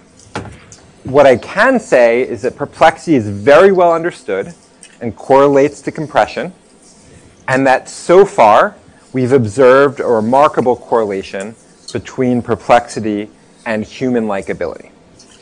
So I think if you accept that second one as an axiom, then you're fine. But sometimes people hear that and they're like, I don't believe that. And I don't have any proof of it. Yeah. So the perplexity that you show in the almost long data. Yeah. Is it over like all sorts of like tokens, or it's just like a benchmark? So is it like an average perplexity across many tasks? Yeah, I'm being a little tricky here. So you'll note that this says train perplexity, which is a little sketchy, right? Because like you normally want test perplexity, not train perplexity. The reason this is okay is very weird. The reason is because they're only doing a single epoch. So they never see the same data twice. So they can just keep this train value and kind of run it as they go. So it's a little bit in the weeds. I didn't want to get into that too much, but you can think about this as just roughly the internet.